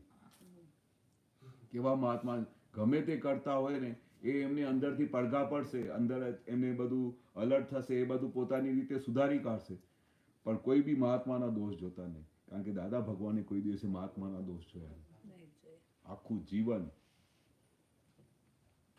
જવાનીથી ઘરડા થઈ ગયા ત્યાં સુધી બી તમને દાદા કહેતા બરો મજામાં છે ને, શું ચાલે છે, બધું કઈ તકલીફ હોય તો કહેજો. દાદા ભગવાને કોઈના દોષ નહીં જોયા. અમે આખો દિવસ અમારા ઘરમાં બધાના દોષ જો કરીએ છીએ. કોને તમને પરવાનગી આપેલી છે? પછી દાદાએ કહ્યું કે આ મારા જે નારાયણભાઈ છે ને, જે તમે એની આખો દિવસ આમ અહીંયા કમ્પ્લેન કરો છો કે આપતા નથી, એને કોઈ બી ઘરમાં એક શબ્દ બોલશે નહીં. પછી આમ બધા સત્સંગમાં ઘરમાં બેઠા હતા ત્યારે બધા જતા રહે ને તો અમને બધાને 30 જણા જેટલા બી પરિવારના હતા ને તો એમને કહી દીધું બધાની સામે, કારણ કે બધાને આ કમ્પ્લેન હતી કે આવતા નથી, સત્સંગમાં રહેતા નથી, આમ છે તેમ છે. પણ એ અંદર એમને શું ધ્યાન કામ કરતું હતું તો દાદાએ શું કહ્યું કે છે ને આજથી હું તમને બધાને કહું છું, કોઈ બી નારાયણભાઈને કશું બોલશે નહીં. એને ખાલી શું કહ્યું કે તારે મહિનામાં એક વખત દાદાના દર્શન કરીને જવાનું. બીજા બધાને કે તું કેમ નહોતો આવ્યો, શું થયું તને, મનના કયા મુજબ ચાલે છે, મન તારા પર હાવી થઈ ગયો છે, તારું મન લપટું પડી ગયું છે. જો તમે હવે આપતા પુત્ર જો એક દિવસ દાદાને દર્શન કરવા ના જાય તો દાદા પુત્ર કેમ નહોતો આવ્યો? અને પછી આમને કહે છે કે ભાઈ તારે મહિનામાં એક વખત દર્શન કરીને જવાનું. એટલે જ્ઞાનીની બોધ કળા અને જ્ઞાન કળા કોઈ સમજી શકે નહીં. એટલે કવિરાજે ગાયું ને, દાદાની ગુપ્ત વિચારણા કોઈ સમજી શકે નહીં. હમણાં કોઈ સમજી નહીં શકે કે દાદા શું કહેવા માંગે છે. એટલે દાદાનું કોઈ એક વાક્ય બી તમે સમજી જાઓ કે દાદાનું આશય શું છે. દાદા બહારનું આશય જોતા નથી કે આ બધું આમ કરે છે, પણ એમને અંતસ્કરણમાં એની અંદર શું ચાલે છે એ જુઓ, એની ભાવના શું છે એ જુઓ. એની અંદર તમે કોઈને દિવસે આરામથી બેસીને એમનું ઇન્ટરવ્યુ લો ડિમ્પલનું કે તારા અંદરમાં શું ચાલે છે. તમે એમનું ઇન્ટરવ્યુ લો કે તમને શું ચાલે છે અંદરથી, તમારી અંદર શું ભાવના છે. તો આપણે એકબીજા સાથે વાત કરીએ તો ખબર પડે ને. દાદા અમને પ્રશ્ન પૂછતા હતા કે તને કેમ આમ થાય છે, કેમ તને આખો દિવસ વાઈફના તારા દોષ દેખાય છે, પૂછતા હતા બધાને. દાદા બહુ આમ કરે છે તેમ કરે છે બધું, મને તો એનું વ્યવહાર સમજાતું નથી. હું જ્યારે આવું ત્યારે એ મારે જમવાનું પણ પૂછતા નથી, પોતાના કામમાં બિઝી હોય છે. અને ઘરમાં 8 દેવર હોય તો એને જમવાનું આપે, મારે તો પૂછતા બી નથી. તો આ બધું દરેકને પોતપોતાનું વ્યવહાર અને પોતાની પ્રકૃતિ પ્રમાણે બધું કરતા હોય, પણ હસબન્ડને શું લાગે કે આ બધું ખોટું કરે છે, મારું ધ્યાન રાખતા નથી. પણ દાદા શું કહેવા માંગતા હતા કે ભાઈ આ તારી ફાઇલ છે, ફાઇલનો સંભાવે નિકાલ કરો, એને તમે પ્રેમથી વાત કરો, એમને એવો સ્વભાવથી વાત કરો કે જેથી કરીને એમને એવું લાગવું જોઈએ કે મારા હસબન્ડ નથી, આ તો કોઈ દેવતા છે. હસબન્ડને કેવી રીતે વાઈફ સાથે વ્યવહાર કરવો જોઈએ કે એને નિરંતર એવું લાગવું છે કે આ તો મારી વાઈફ નથી, આ તો દેવી છે. કેટલા મહાત્માઓની દાદાએ આ વાત સાંભળીને ઘરમાં એમના નામ બદલી કાઢેલા. એ વાઈફને શું દેવી કરીને બોલાવતા હતા. દાદાએ કહ્યું કે આ વસ્તુ તો કેટલાય તો આમ પકડી પાડે કે મારા વાઈફ દેવી જેવા છે. આપણે કોઈ દિવસે દેવી કરીને બોલાવીએ છીએ? એના દોષ જ જો કરીએ કે આમ કરે છે તે કરે છે. પણ દાદા ભગવાન અમને શીખવાડતા હતા કે આપણે જીવન કેવી રીતે જીવવાનું, હસબન્ડ વાઈફને કેવી રીતે ઘરમાં રહેવાનું, એક ઘરમાં ક્લેશ ના થવું જોઈએ. વારે ઘડીએ બોલતા હતા એક ક્લેશ થાય તો એ ઘરમાં ભગવાન દર્શન કરવા ના આવે. એટલે આ દાદાની સાયન્સ અને દાદાની સમજણ આપણે જો વણાઈ જશે ને આપણા અંદર, પછી તમે જુઓ એનો આનંદ જુઓ, પછી જીવન જીવવાની ત્યારે મજા આવશે. ત્યાં સુધી તો આપણે આમ જ જીવન કાઢી રહ્યા છે. દિવસ થાય છે, રાત થાય છે, પણ દાદા કે ભાઈ સવારથી લઈને સાંજ સુધી કેટલા કિલોમીટર દોડ્યા અને કઈ સ્ટેશને પહોંચ્યા, તો એ રોજે સાંજે પૃથ્થકરણ કરવું પડે કે નહીં, કે ત્યાં જ ફરી રહ્યા છો હજુ? એટલે કેટલું બી તમે દોડો ને તો તમને પોતાને ખબર તો પડી જ જાય કે આપણે ક્યાં સુધી દોડ્યા છે, કેટલા કિલોમીટર આગળ આવ્યા છે. કારણ કે અંદર ખાને જે પ્રજ્ઞા શક્તિ બેઠી છે ને એ બહુ જબરજસ્ત અલર્ટ છે. તમને વારે ઘડી ચેતતી જ રહેશે કે હજુ અહીંયા આપણે માર ખાઈએ છીએ, હજુ આ જગ્યાએ મોહ થાય છે, હજુ આ જગ્યાએ ક્રોધ ઊભો થાય છે, હજુ આ જગ્યાએ હજુ દોષ દેખાય છે. એ આપણે અંદર ખાને બધું તમને ક્રિસ્ટલ ક્લીન બતાવી દેશે. દાદા શું કહે છે કે ભલે જે કંઈ બી થાય છે એની ચિંતા ના કરશો, તમારી અંદર જે કંઈ પણ ઊભું થાય છે એની કોઈ ચિંતા ના કરશો, પણ એ વસ્તુ ખોટી છે એ સમજણ પડવી જોઈએ, અને ખોટી છે તો એનું પશ્ચાતાપ થવું જોઈએ, અને એ પશ્ચાતાપ થયા પછી એનું પ્રતિક્રમણ થવું જોઈએ. ત્યારે તમારી ગાડી યાર્ડમાંથી બહાર નીકળશે. નહીં તો તમને એવું લાગશે કે અમે દાદાનું જ્ઞાન લીધેલું છે, દાદાની વસ્તુ પકડી લીધી છે, દાદાના પદો ગાઈએ છે એટલે બધું થઈ ગયું. પણ દાદા એવા કાચા નથી, બહુ પાકા છે દાદા. દાદા કાયમ કહેતા હતા દાદા એવા કાચા નથી, બહુ પાકા છે. એટલે આપણે પાકા દાદા ભગવાન પાસે આવેલા છે તો એ આપણી કચાસ ચલાવશે નહીં. આપણે ગમે તેવી કચાસ કરીને પછી આમ તેમ નીકળી જઈએ બોલીને, અને પોતાના મન પ્રમાણે ચાલુ કરીને, મન પ્રમાણે કયા પ્રમાણે બધું કરીને આપણે દિવસ પૂરું કરી નાખીએ, તો પછી આપણી વસ્તુ દાદા પાસે એકચ્યુઅલી પહોંચવાની નથી. હા, તમને પેલું એક એનો આનંદ આવ્યા કરશે. જે રીતે મનોરંજન કરીએ ને, પિક્ચર જોવા જઈએ તો એનું મનોરંજન થઈ ગયું, પણ 3 કલાક નીકળ્યા પછી એ જેવા હતા એવા ને એવા.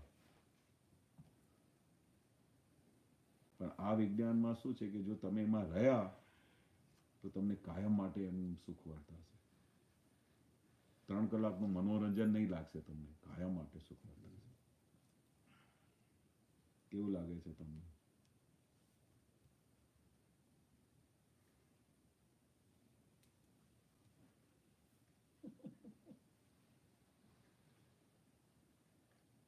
કઈ બધી જગ્યાએ કઈ આમ તે પ્લસ માઇનસ હોય તો આપણે પછી દાદાને પૂછીને જવાબ આપીએ કે ભાઈ આ જગ્યાએ કઈ ખોટ છે.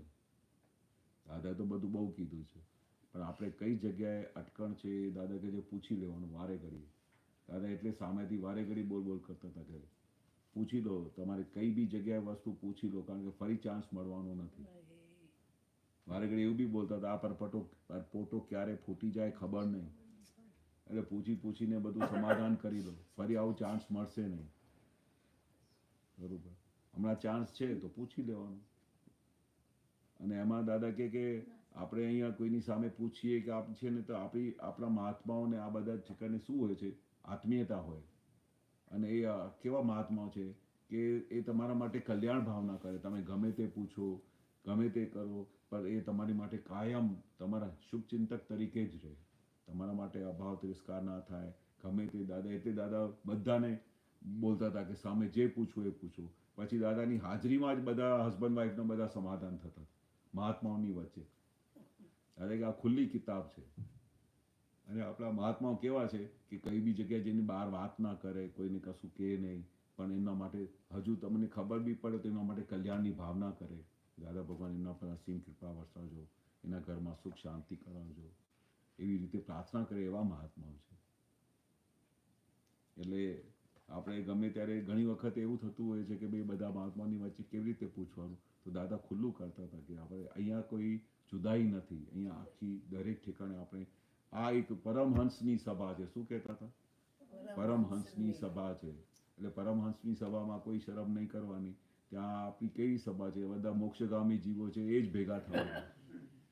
એટલે દાદા કહેતા આપણે હવે અહીંયાથી સીધા બધા જે અહીંયા દેખાય છે, જે દાદાના મહાત્મા છે, બધા મહાવિદ્ય ક્ષેત્રમાં બધે જોડે જ આપણે બધા મળવાના છે, કંઈ આગા પાછા થવાના નથી. સારી વાત. જ્યાં સુધી આપણી સિગ્નેચર હોય ત્યાં સુધી એ બધા મહાત્માઓ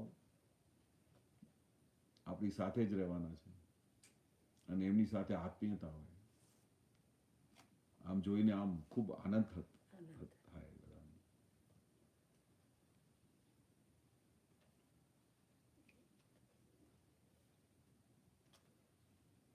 તે બહારની વસ્તુ એ શા માટે બોલતો હતો કે દાદા તમે વારે ઘડીએ કહેતા હતા કે અમે ક્યાં જવાના નથી, ક્યાંય ગયા બી નથી, તમારા અંદર બિરાજમાન છે. તમે દાદાને ખાલી પ્રાર્થના કરશો, હાજર કરશો તો દાદા તમારી અંદર હાજર થઈને બધા કામ પૂરા કરી જશે. ગેરંટી આપી છે દાદા. જે જગ્યાએ આપણી અટકણ હોય, જે જગ્યાએ આપણે કંઈ ચૂકી જતા હોઈએ, જે જગ્યાએ આપણી વીકનેસ હોય, જે જગ્યાએ આપણાથી કશું બોલાતું ના હોય, તો દાદા સાથે વાત કરવાની. ભલે અહીંયા વાત નહીં કરો, બીજા સાથે વાત નહીં કરો, દાદા સાથે વાત કરવાની. એ દાદા બોલતા હતા કે દાદા સાથે વાતચીતનો વ્યવહાર રાખવાનો. દાદા મને આમ થાય છે, દાદા મને આમાંથી બહાર કાઢી આપો, દાદા અમારી વીકનેસ છે, અમારી વીકનેસમાંથી બહાર કાઢી આપો. આ દાદાને કહીશું તો આપણે કાઢી આપશે બહાર. દાદા શક્તિ આપો. હા, દરેક સંજોગમાં દાદા સિવાય કઈ વાત નહીં કરવાની.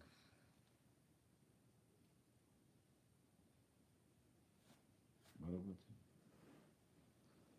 અને અનુભવ એટલા બધા છે દાદાના કે દરેક સંજોગમાં એક નાનું અનુભવની વાત કરું છું. અને જે અમારી લાઈફની સ્ટાર્ટિંગ હતી, અમે હજુ દાદા ભગવાનને ઓળખી શક્યા નહોતા અને દાદા ભગવાન એવી રીતે મળ્યા હતા કે અંદર ખાને બહુ શાંતિ થઈ ગયેલી, જે તમે કહો ને કે એકદમ નિરાંત શાંત થઈ ગઈ અને દાદા સિવાય કશું દેખાય નહીં.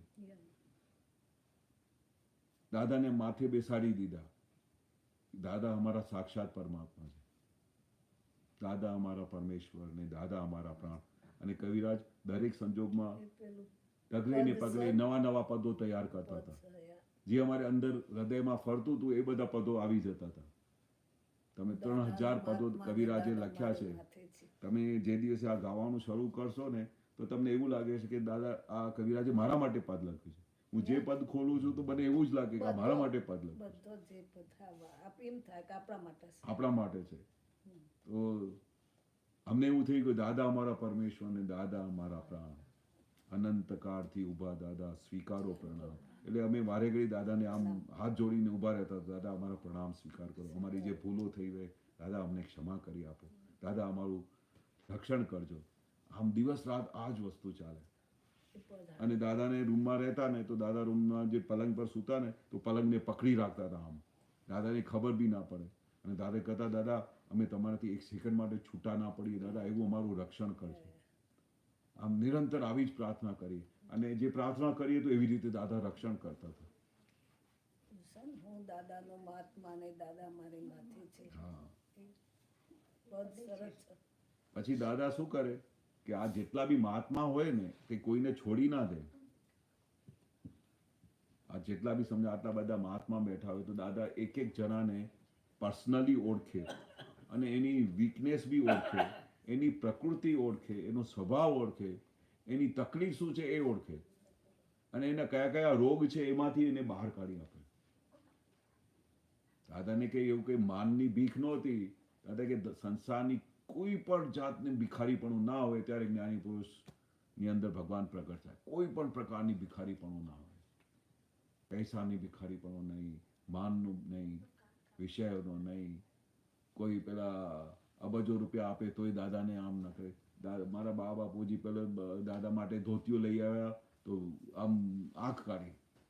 તમને મેં કહ્યું હતું કે અમારા માટે એ પોતાની પગારમાં પોતાના પૈસામાંથી ધોતીઓ અને આ બધા કપડાં પહેરતા હતા. પણ બધાને ભાવ થાય ને કે હું દાદા માટે આ લઈ આવ્યો. જેટલા બી મહાત્મા કહીને લઈ આવ્યા ને પછી દાદા એમને એક બે જણાને આમ થોડું ગુસ્સે થયેલા અને ફાયરિંગ આપી અને એના પછી કોઈ લાવતું નહોતું. જ્ઞાની પુરુષને એની કઈ પણ જાતનો ભિખારીપણું ના આવે.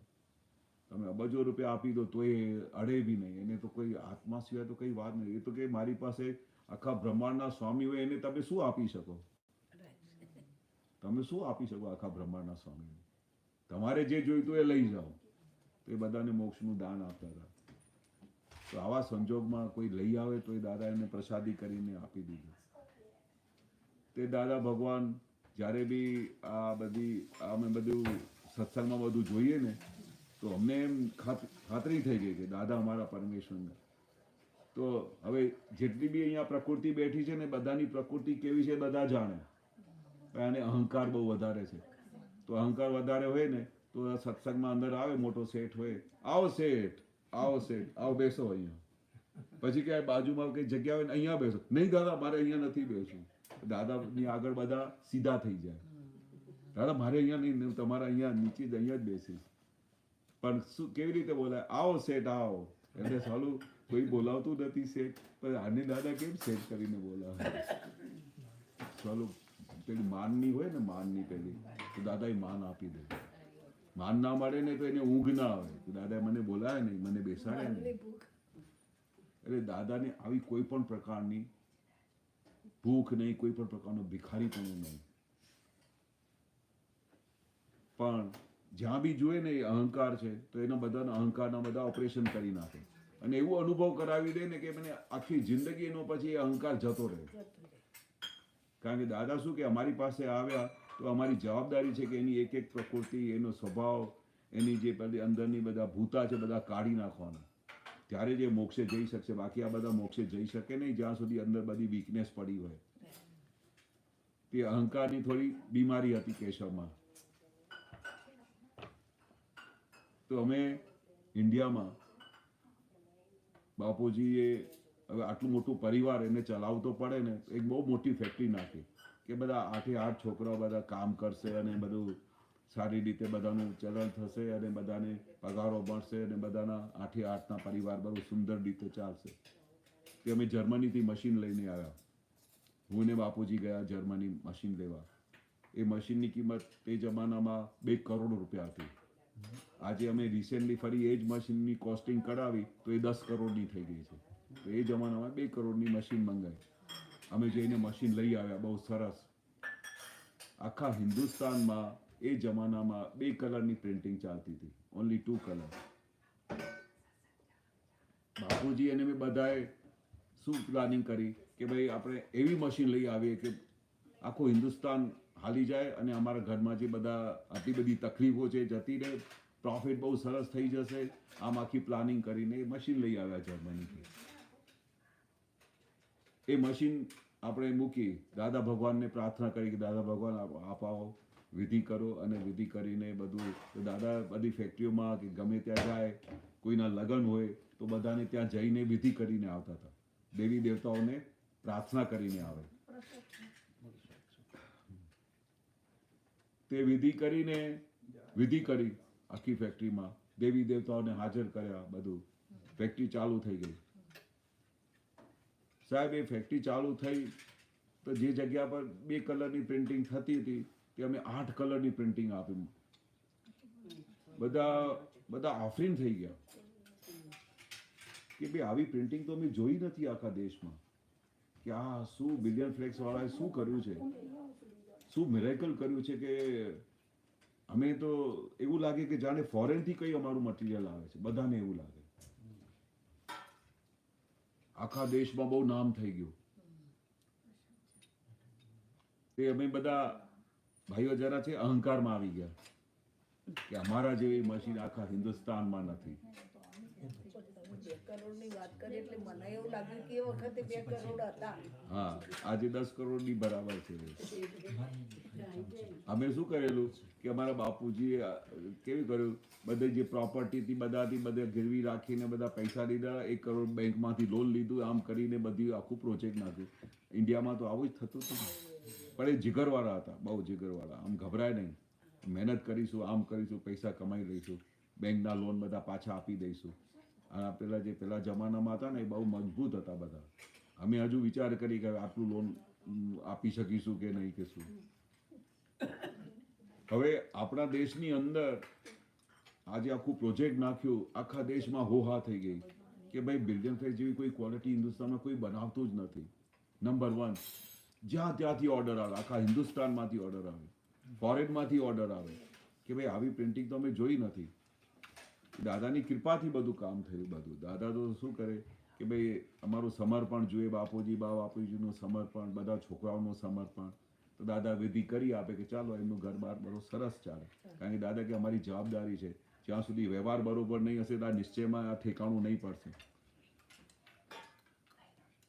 8 છોકરા હોય અને 7 વાઈફ હોય તો એ બધાનું જ્યારે ઘર બાર ચાલતું હોય, એના છોકરા હોય તો બધાને ટેન્શન તો હોય ને કે આનું ઘર બાર ચાલશે કેવી રીતે. પણ પછી બાપુજીએ બધાને આમ સેટિંગ કરીને આપ્યું, દરેકને 25,000ની સેલેરી કરીને આપી. ફેક્ટરી બહુ જોરદાર ચાલી ગઈ અને આખા દેશમાં બહુ નામ થઈ ગયું, જબરજસ્ત નામ થઈ ગયું આખા દેશમાં. 5-6 મહિના થયા હશે, થોડું મગજ ચડી જાય ને, બધું બહુ માન આપે ને, બહુ પૈસા આવે ને તો પછી આ જ્ઞાન બી જતું રહે. બધા લોકો વખાણ કરે, ભાઈ તમારા જેવો તો કોઈ નહીં, તમારા જેવું તો કોઈ નહીં. You have done a wonderful job, તમે નંબર 1 છો દેશના. બહુ પ્રશંસા. તે અમે 2 જણા, હું મારો અને મારા બીજા ભાઈ છે કિશનભાઈ, એ ટેકનિકલ ડાયરેક્ટર, હું મેનેજિંગ ડાયરેક્ટર કંપનીનો. અમે 2 જણા આખી ફેક્ટરી બહુ જોરદાર ચલાવી. બીજા ભાઈઓ બી બધા દરેક ડિપાર્ટમેન્ટમાં કામ કરતા હતા, પણ અમે 2 જણા બહુ જબરજસ્ત અંદર ઘૂસી ગયેલા. બંનેનું મગજ થોડું હવામાં જતું રહ્યું. તો દાદા તો બધું જાણે કે ભાઈ આ સારું દાદાની કૃપાનું ફળ છે. આ તો બધા એવું માને છે કે જાણે એ ચલાવે છે. આ લોકોએ બધું બહુ એ કર્યું છે. કૃપા વગર કશું થતું નથી. અને કૃપા તો દાદા કહે ને કે ભાઈ અમે એવું બધું કેલ્ક્યુલેશન કરીને બતાડીએ ને કે ભાઈ તમે તો આને લાયક જ બી નથી, તમે. જો અમારું પાછલું હિસાબ જુએ, અમારા પાછલા ભવનું હિસાબ જુએ તો કે લાયક જ નથી. તો અમને ખબર ના પડે કે દાદાએ શું કૃપા કરી છે. સાહેબ 2 મહિના પછી શું બન્યું, આટલું મોટું જહાજ, જર્મનીની મશીન અચાનક બંધ થઈ ગઈ. મોટા એન્જિનિયર્સને બોલાવેલા. હવે આટલી મોટી કોમ્પ્લિકેટ મશીન અને આ લાઈનમાં બધા ધોધબંધ ઓર્ડર્સ હોય અને મશીન બંધ થઈ જાય તો મટીરિયલ કેવી રીતે, બધા બૂમાબૂમ કરે કારણ કે બધાની પેકેજિંગ બંધ થઈ ગઈ. આટલા મોટા શોરૂમ, રેમર્સ હોય, બધા હોય, એમને બધાને બેગ ના પહોંચે તો વેચે કેવી રીતે. મશીન બંધ થઈ ગઈ. 10 દિવસ સુધી મશીન ચાલે નહીં, અમારા મટીરિયલ બધા બંધ થઈ ગયા. પછી અમે બધા મોટા એન્જિનિયર્સને બોલાવ્યા, કારણ પૈસા આડડા, આપણે ચિંતા નહીં કરવાની. મુંબઈથી એન્જિનિયરને બોલાવો, અહીંયાથી એન્જિનિયરને બોલાવો, ગમે ત્યાંથી એન્જિનિયર્સને બોલાવ્યા. જે કોઈ એન્જિનિયર્સને બોલાવીએ ને એ મગજમારી માથાકૂટ કરીને સાંજે પાછા જતા રહે કે અમને એમનું ફોલ્ટ મળતું નથી, ખબર નહીં આ મશીનમાં શું પ્રોબ્લેમ થયું છે, અમને ફોલ્ટ જ નથી પકડાતો. બધા જતા રહે. અમદાવાદથી એન્જિનિયરને બોલાવ્યા. ફરી ખબર પડે કે આ બરોડામાં એક બહુ હોશિયાર એન્જિનિયર છે, એને માસ્ટરી છે આ પ્રિન્ટિંગ લાઈનની. પછી એને બોલાવ્યા. હાલો એ બી આવીને જતા રહ્યા અને બધું આખો દિવસ ખોલીને બધા પેનલો ખોલીને બેસી જાય. પછી અમે એમને વાત કરીએ, જર્મનીમાં પહેલાં ત્યાં જેને મશીન બનાવી છે એની સાથે ફોન પર વાત કરાવીએ તો એ જે સમજાય તો એ સમજી ના શકે કે કઈ જગ્યા, કારણ કે બહુ કોમ્પ્લિકેટ મશીન હતી આ. એ 2 કરોડની મશીન એ જમાનામાં, એટલે કેવી તમે વિચાર કરો કેવી કોમ્પ્લેક્સ મશીન હશે.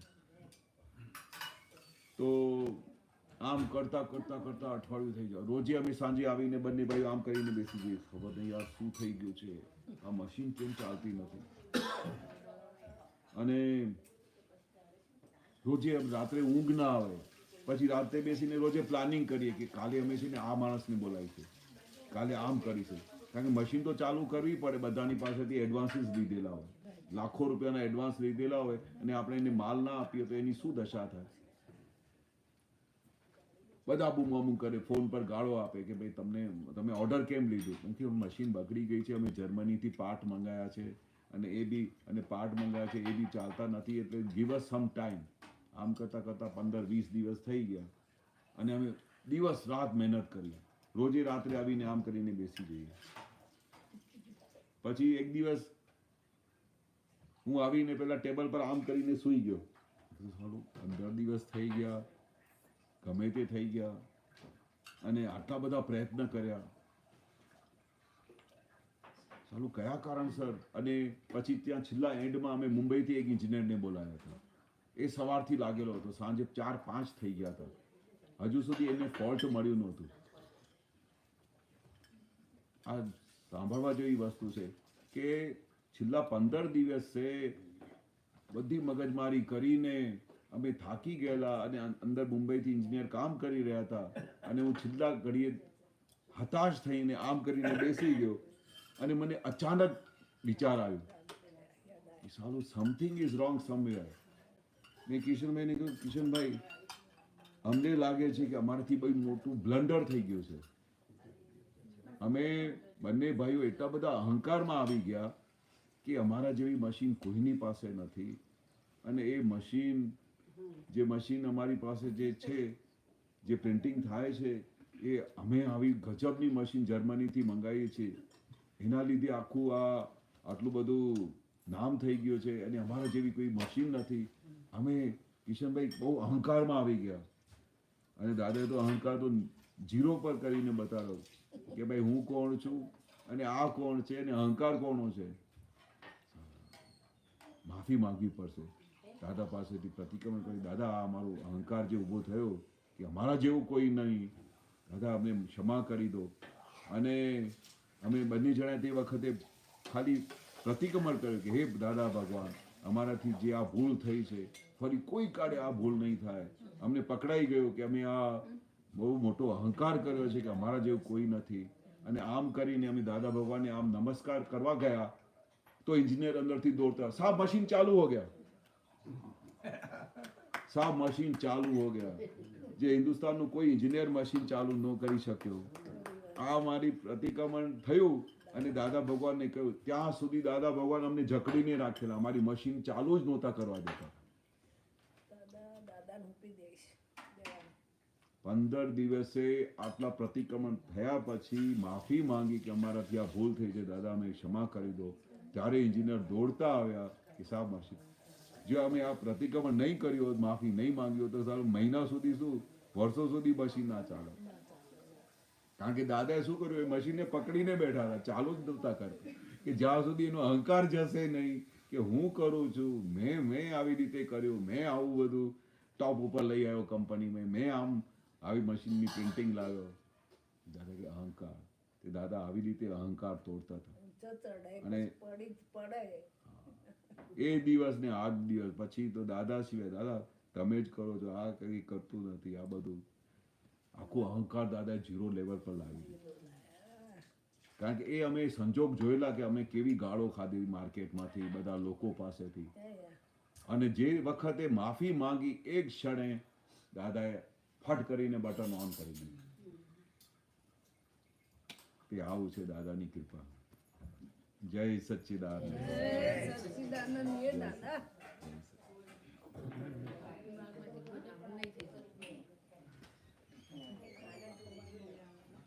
ભાવિનભાઈ આપેલું બંધ.